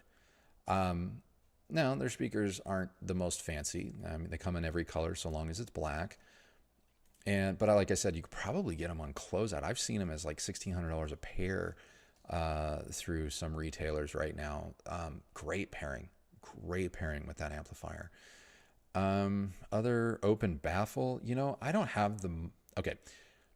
I have tons of experience with open baffle loudspeakers like Magnapan and Martin Logan, which are technically open baffle, but I'm probably not talking about the open baffle speakers that a lot of you guys are wanting me to talk about. Say, for example, Spatial. I mean, the last open baffle we had was the Deckware Zen Master Series speaker, and I really liked that speaker. Now, visually, it is different. It is very, very different. I happen to think that it looked rather striking. I understand that it's not everyone's cup of tea, but that speaker had some really, really nice things going on about it. And I would encourage you to maybe go back and watch that review, because it's not crazy expensive. It is on the pricier side, but if you're looking for something that might be a little bit more obtainable price-wise, those Technics towers, we had those around the same time that we had the new 702 signatures from B&W, and boy, on a Technics amp, those speakers gave everything a run for its money. Yeah. That Chris Fellow, thank you so much for the super chat. That Chris Fellow has a set of 5s thanks to you. Help me justify an upgrade. What am I missing out on with, say, the RP 8000Fs, the Lintons, KLH Model 5? The Heresy 4s are on the list, but at $7,000 plus, it's hard to swallow. Love what you do. If you're really happy with your Model 5s, and I can't imagine that you're not, I won't try and talk you out of them, and I won't try and convince you to buy something else, because A, they are really good. B, if you're happy, stop. If there's no way, there is no way to justify going from, say, $700 to $7,000 if you have a moment of pause at all. That moment of pause is you telling yourself, like, you find this stuff important, but not that important. And I'm sure there are other things in your life that you've come across where $7,000, while expensive, you have made room for. You figured it out. You have said, okay, that makes sense. And that's because that's your thing, right?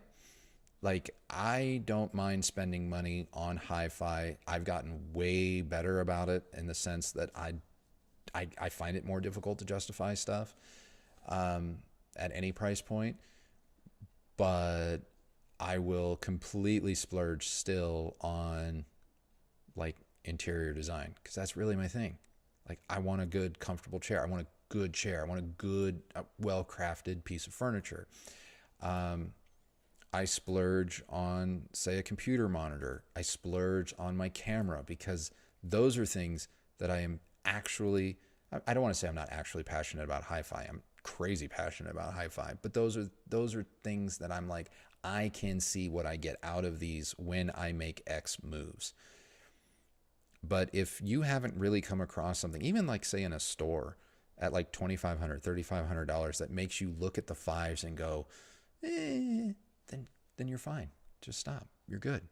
You're good. And be comfortable in knowing that you got to your happy place for $700, not $7,000.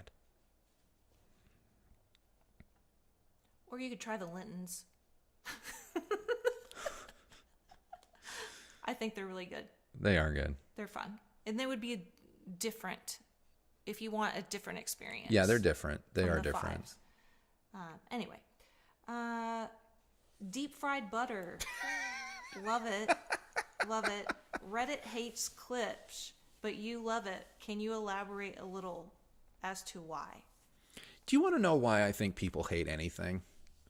Because it's the popular thing to do within their niche. You know what I mean? Like, and a lot of people will like to say, especially in hi-fi, and I should narrow my a lot of people, especially in hi-fi, it's almost its own hobby to hate on any brand. And a lot of people will use things like specs and measurements as like this is why I'm not against anything. I'm not against anything. The specs and measurements are why I don't like it. Then how is it though that always the same stuff, always the same brands catch people's wrath? It's almost as if it's like, oh, I liked one too many products in a row. Let's bust out the thing that we know does this. And I'm not saying that against like specs don't matter or the people that value specifications and measurements. I really, honestly, I don't care. But I just think that there's a cottage industry within this hobby where hating on things is like the cool kids table. It's the cool thing to do. And so people do it. And if anyone notices that type of reaction to a product is gaining traction, oh my God, will you see everyone glom onto it. And suddenly, all of a sudden, it's all anyone can talk about. And now it's the most popular thing to talk about and hate on. And these products they're not people. They're just products. They don't know if they're good or they're bad. They don't know anything. They just do their job. So yeah, I think it's just really unfortunate, but also incredibly just popular to jump aboard certain trains, hate trains. And once that train gets a moving, it's really hard to stop it. It's really hard to stop it. I will never go on record as saying Klipsch makes perfect loudspeakers. I know that they don't. They know that they don't. In fact, they know that they don't to such a degree that they proudly know that they don't. But that isn't to say that they're bad. That isn't to say that they're bad. They just make speakers that appeal to the people that make them, and they have found an audience in the millions around the world that agree with them. And I think it's real popular to hate on Klipsch because, well, they are so dang popular. And there are brands in this industry that would probably push a grandmother down a flight of stairs to have the business Klipsch does. Let's be real. But if you can't beat them, try and tear them down, because it's not cool to join them, and that's not directed just at Klipsch. That's just kind of in general. But this hobby is full of misplaced aggression, and it makes no sense to me.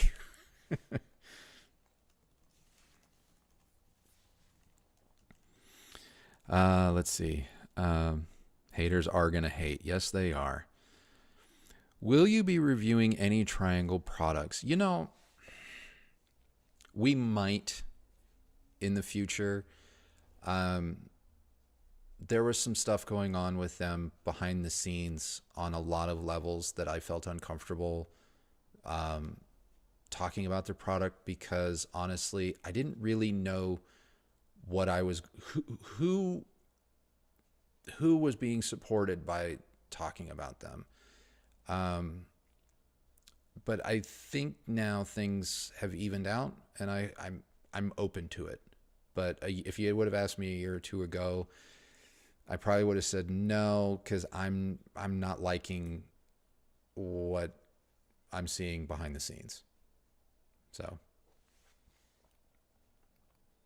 Krell did get a lot of hate, which is unfortunate, because boy, did they make some cool stuff. They still make cool stuff, but oh man, if you want to talk about you're still going to pay through the nose for it. But if you want to talk about a great secondhand amplifier, the Krell Evolution series, so good, so good.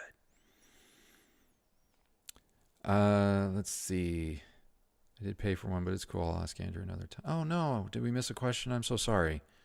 I am so sorry. I'm probably never going to post my setup in a Reddit home theater because of a clip. See, that's unfortunate.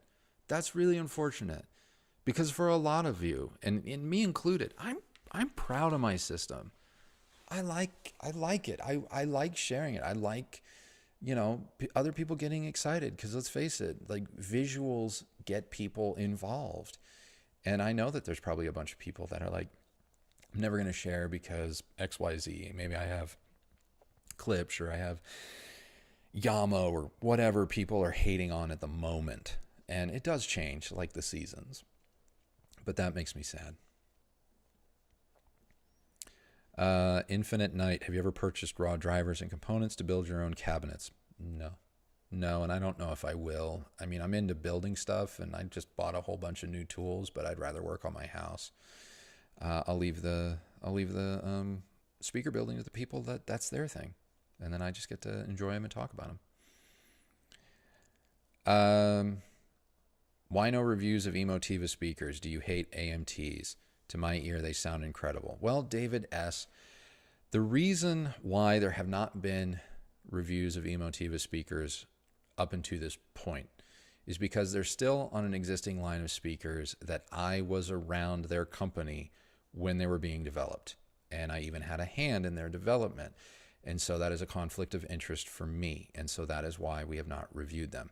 Now, That disclaimer out there. Do I think that their speakers are good? I actually do. I think that they are ugly as sin. Sorry, everyone at Emotiva. I still know people over there, and I still think that they are good people. But they had designed better visually looking speakers during the construction of the new Air Motive Emotiva line.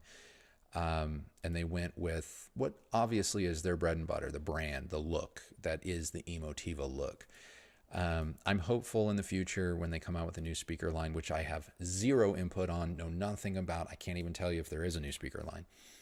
I hope to review those because then I won't have a conflict of interest. But that is why there has not been an Emotiva line. Is I was around when it was being developed, and I had a hand in their development. Oh, get these bots out of here. I've tried. Yeah. I'm reporting them. I've tried deleting them. I don't know what to do. Cambridge Audio AXA 100 or Denon PMA 600. I'm going to say the AXA 100, and I don't really care what anyone else has to say about that. I think it's a damn fine stereo receiver. I know some people lately have been complaining about fan noise. I really want to ask everyone that's complaining about fan noise, like, how close are you sitting to the component? Because fan noise has never even been a thing for us. So either I don't listen as loud as you guys do, or I don't have my components as close to my listening position as some of you guys do. But I think the AXR 100 is fabulous. And yeah, nothing, I mean, the 600, the Denon 600 is also very good, but I would go with the AXR 100 all day. Jason H., thoughts on Mission speakers. We actually have a review or two maybe coming up on them. Yeah. So we haven't had a chance to listen to them yet, but it is on the schedule. Yes. I agree. Let's see. Hey guys, it is, wow, how long have we been on? Since 3:30, so it's been 2 hours. 2 hours. Tell you what, I'm going to do 15 more minutes because I need to stretch.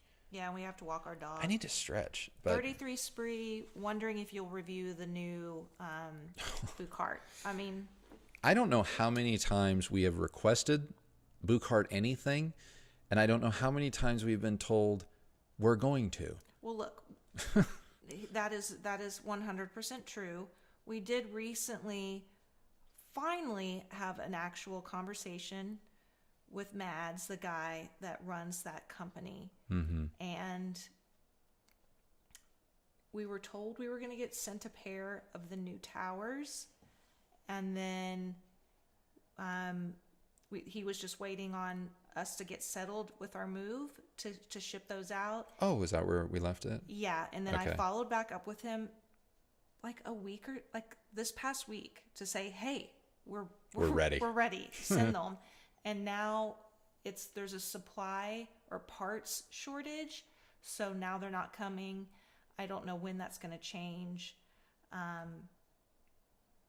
We were offered the new amp, and I said, not until we get speakers, because nobody's going to be able to focus on an amp if we haven't reviewed a pair of speakers by them. It's just been too long. So hopefully that answers your question.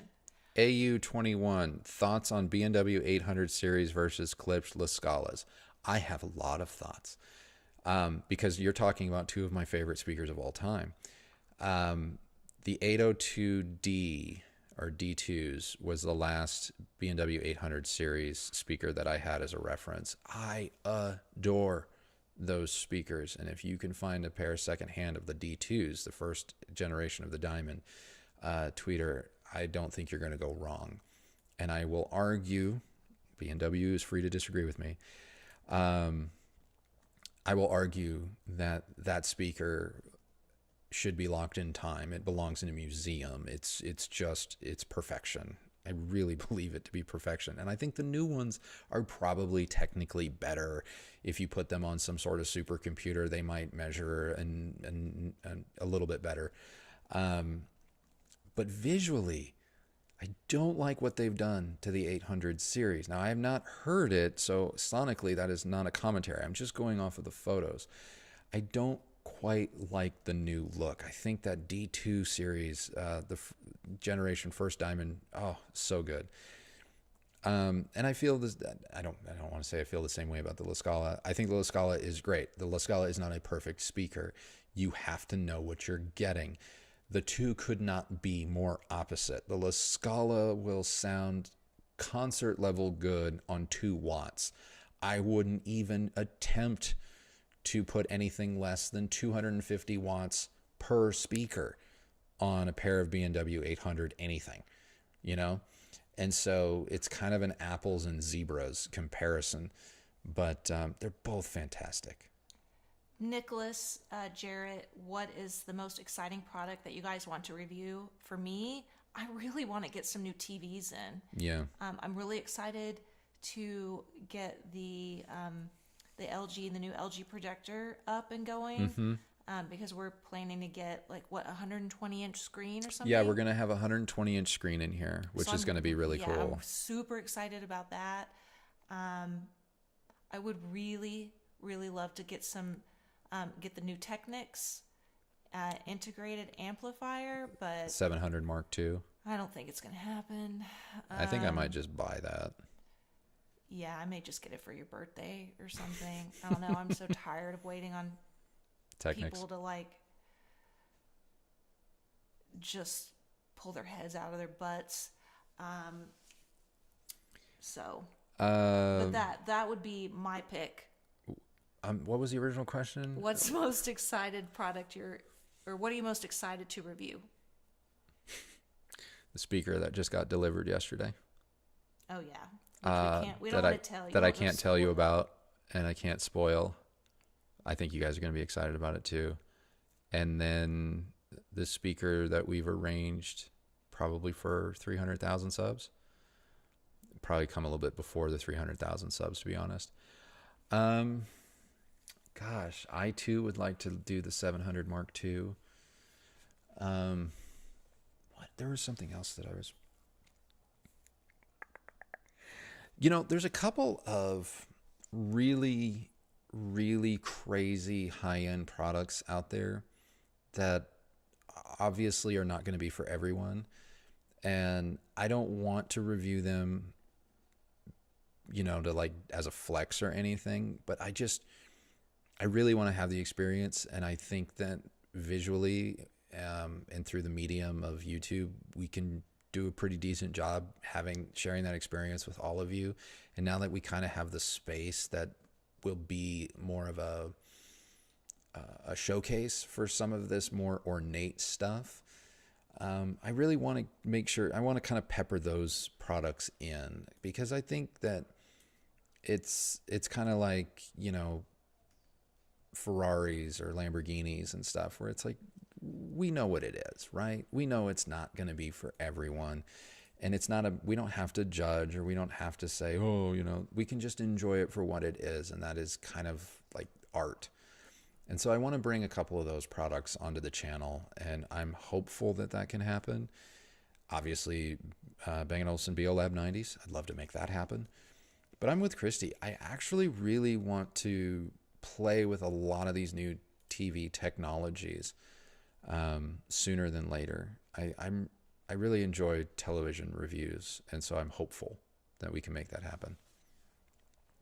And speaking of TVs, we have a question. What are your take on Panasonic TVs? Is there a chance you'll be able to do a review? Unfortunately, I don't think that I don't think they're distributed here in the U.S. They're not. I don't want to say that they're not completely distributed here in the U.S., but they're definitely not as common as they were even 10 years ago or 15 years ago. So it's not likely that we will have. But going back in the Wayback Machine, I really liked Panasonic plasma TVs. Man, they were really good. In fact, I had a Panasonic Pro plasma. That was a little like insider installer thing back in the day. If you get hooked up with an installer, or you could buy yourself a Panasonic Pro plasma.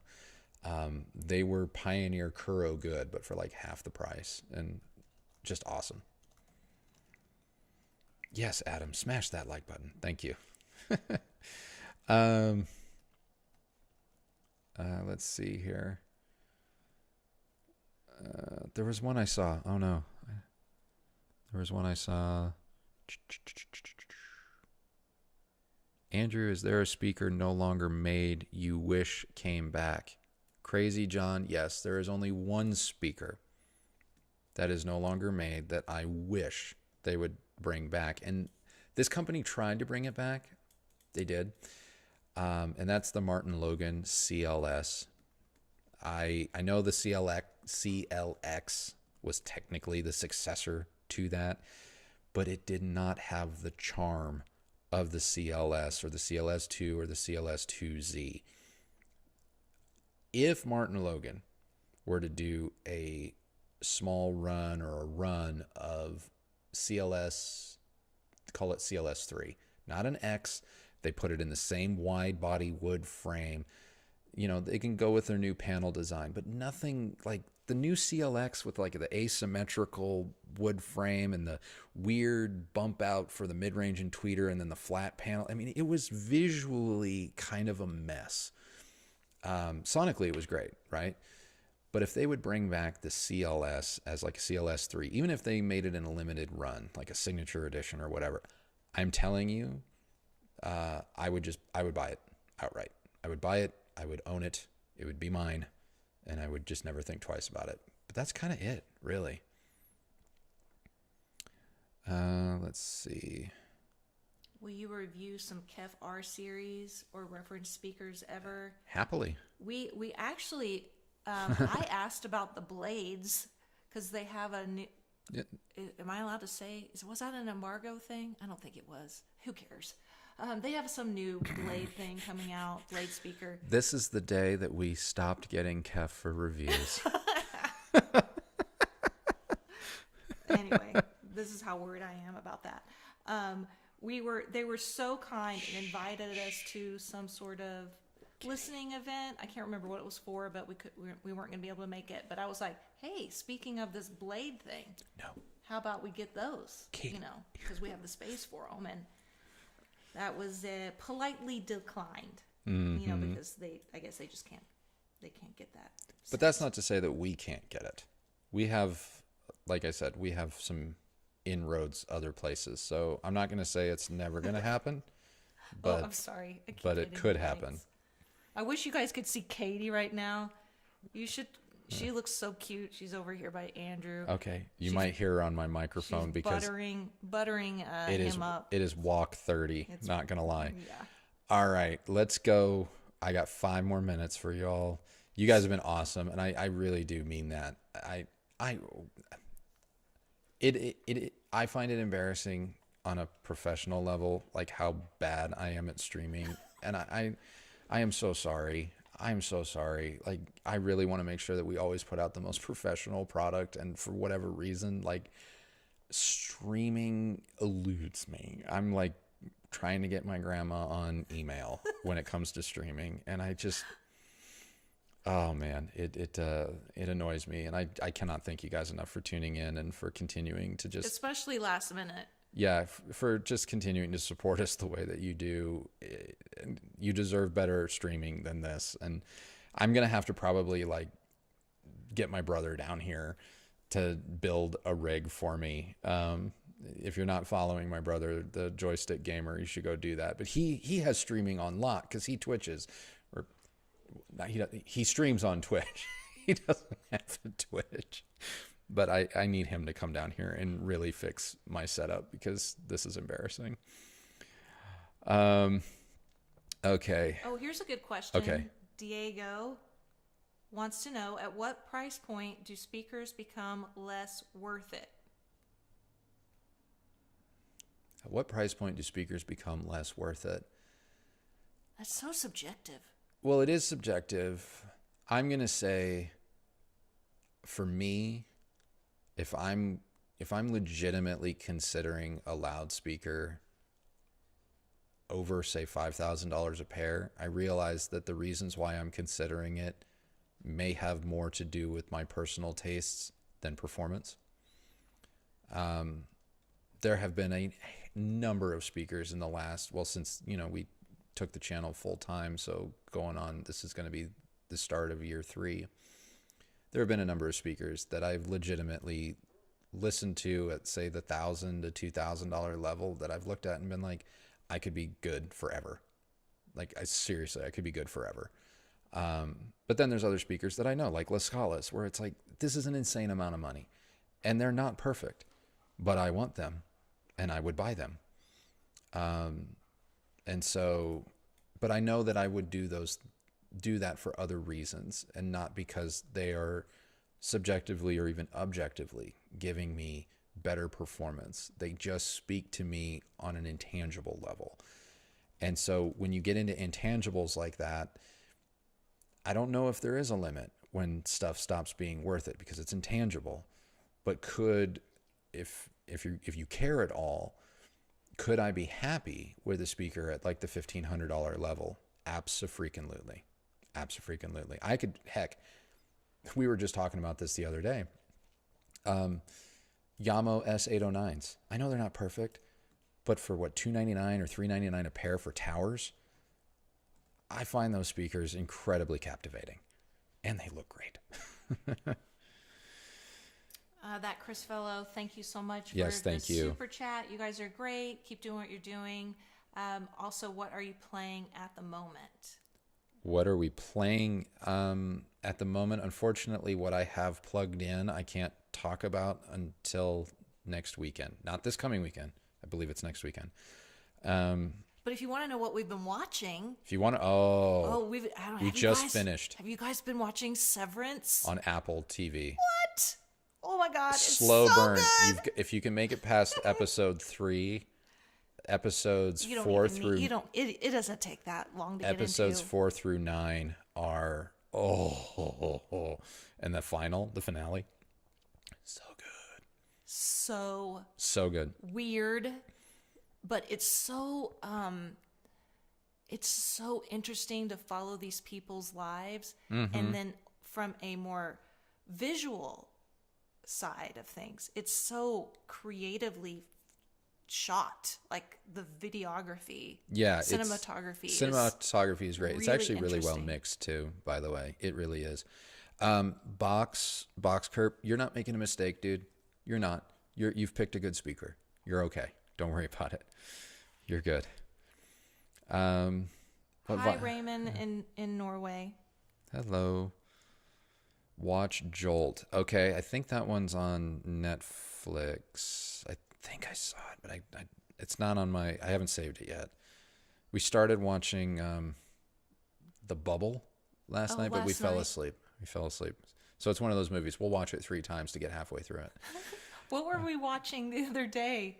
Oh, it was one of the Severance episodes, yeah, because we just kept putting it on so late at night, and we're as soon as we reach a certain hour, might as well just start a timer or stopwatch and just. All right. Oh goodness, one more. Nightjar. We'll just go right here at the end. Oh, hold on. What? Okay, yes, Nightjar. Better speakers than the Q Acoustic Concept 500 up to 10K. Does the Concept 500 have fast bass? The Concept 500 will have whatever bass it needs to have. It'll have the proper bass, so long as it's been set up correctly. You know, if you plunk that speaker or any speaker down in a peak, like if your room has a bass peak, it's just going to sound tubby and slow and probably not all that great. If you set it up correctly, yeah, it'll have the fastest bass that the recording needs. As far as like better than the Concept 500, I mean, the Concept 500s are great.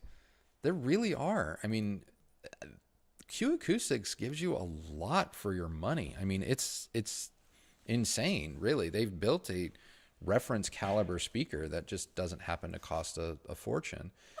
Okay, yeah, our dog if you heard that, that's Katie.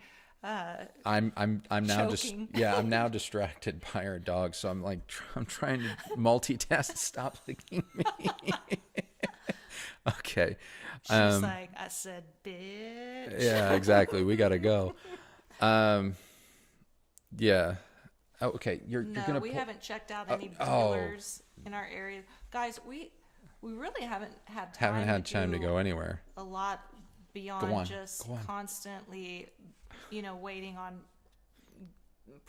supplies and stuff to show up, or waiting for people to show up to do work and things like that. So, we unfortunately haven't had a lot of exploration time.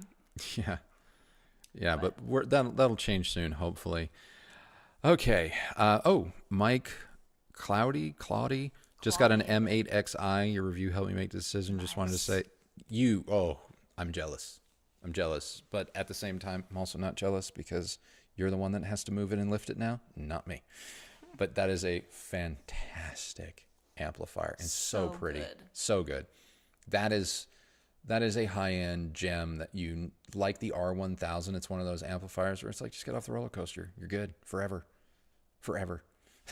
Yeah, totally. So, all right. Well, I think this is a good point to say goodnight. Yeah. Thank you, we got to go. Everybody for showing up and hanging out with us. Have a great week. I guess this weekend's Easter. If that's your thing, have a great Easter. I don't want to be insensitive, and if holiday weekend or something. Have a great time. I guess we'll see you on Sunday. Yes, guys, it is our first official review. I mean, I know we've done a couple videos in the space, and I did the Sony headphones, which you guys apparently didn't want to see. That was embarrassing, guys. That was like, oh wow, oh man, I am not the headphone guy. They were cool. They were fun. I enjoyed playing with them. I blame March Madness. Yeah. Don't put out. In our intermittent schedule, we got throttled by YouTube. Yeah. If you guys stop watching, I mean, it's a YouTube is just slow roll us to you. Anyway, Sunday, usual time. I really think you guys are gonna like this one. I had a blast doing it. I'm really excited about Sunday's video. I really am, and I hope you guys dig it. You better tune in. Okay. Or you'll be in trouble. Yeah. See how I asked nicely, and she's just like, do it. I'm just getting to the point. I need you to watch and click the buttons. Click the links in the description. It helps. It really does. Oh my gosh. All right. So thank you guys. No shame. Yeah, no, she doesn't. She doesn't. One of the benefits of not being on camera.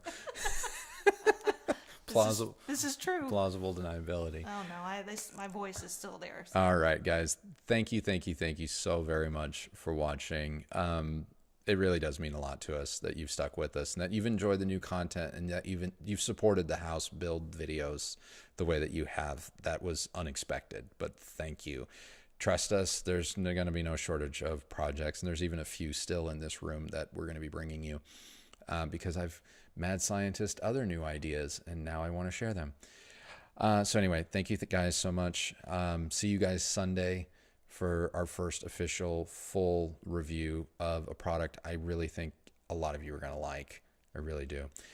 I want to answer one question. Oh, Jeffrey, I actually responded to this in comment form. Your question about, is there a way to support you through Amazon on items that you haven't linked to? And this is, I'm just going to tell you how Amazon affiliate links work. So if you go to any of our videos and go to the description, and if you're an avid Amazon shopper, you'll see the links that are like shortened for Amazon. Just click on it and then start shopping. You don't have to buy that particular product. If you buy a pair of socks, we'll earn a penny or two off of it. And that's a way that you can help if that's the route you want to go. Yeah.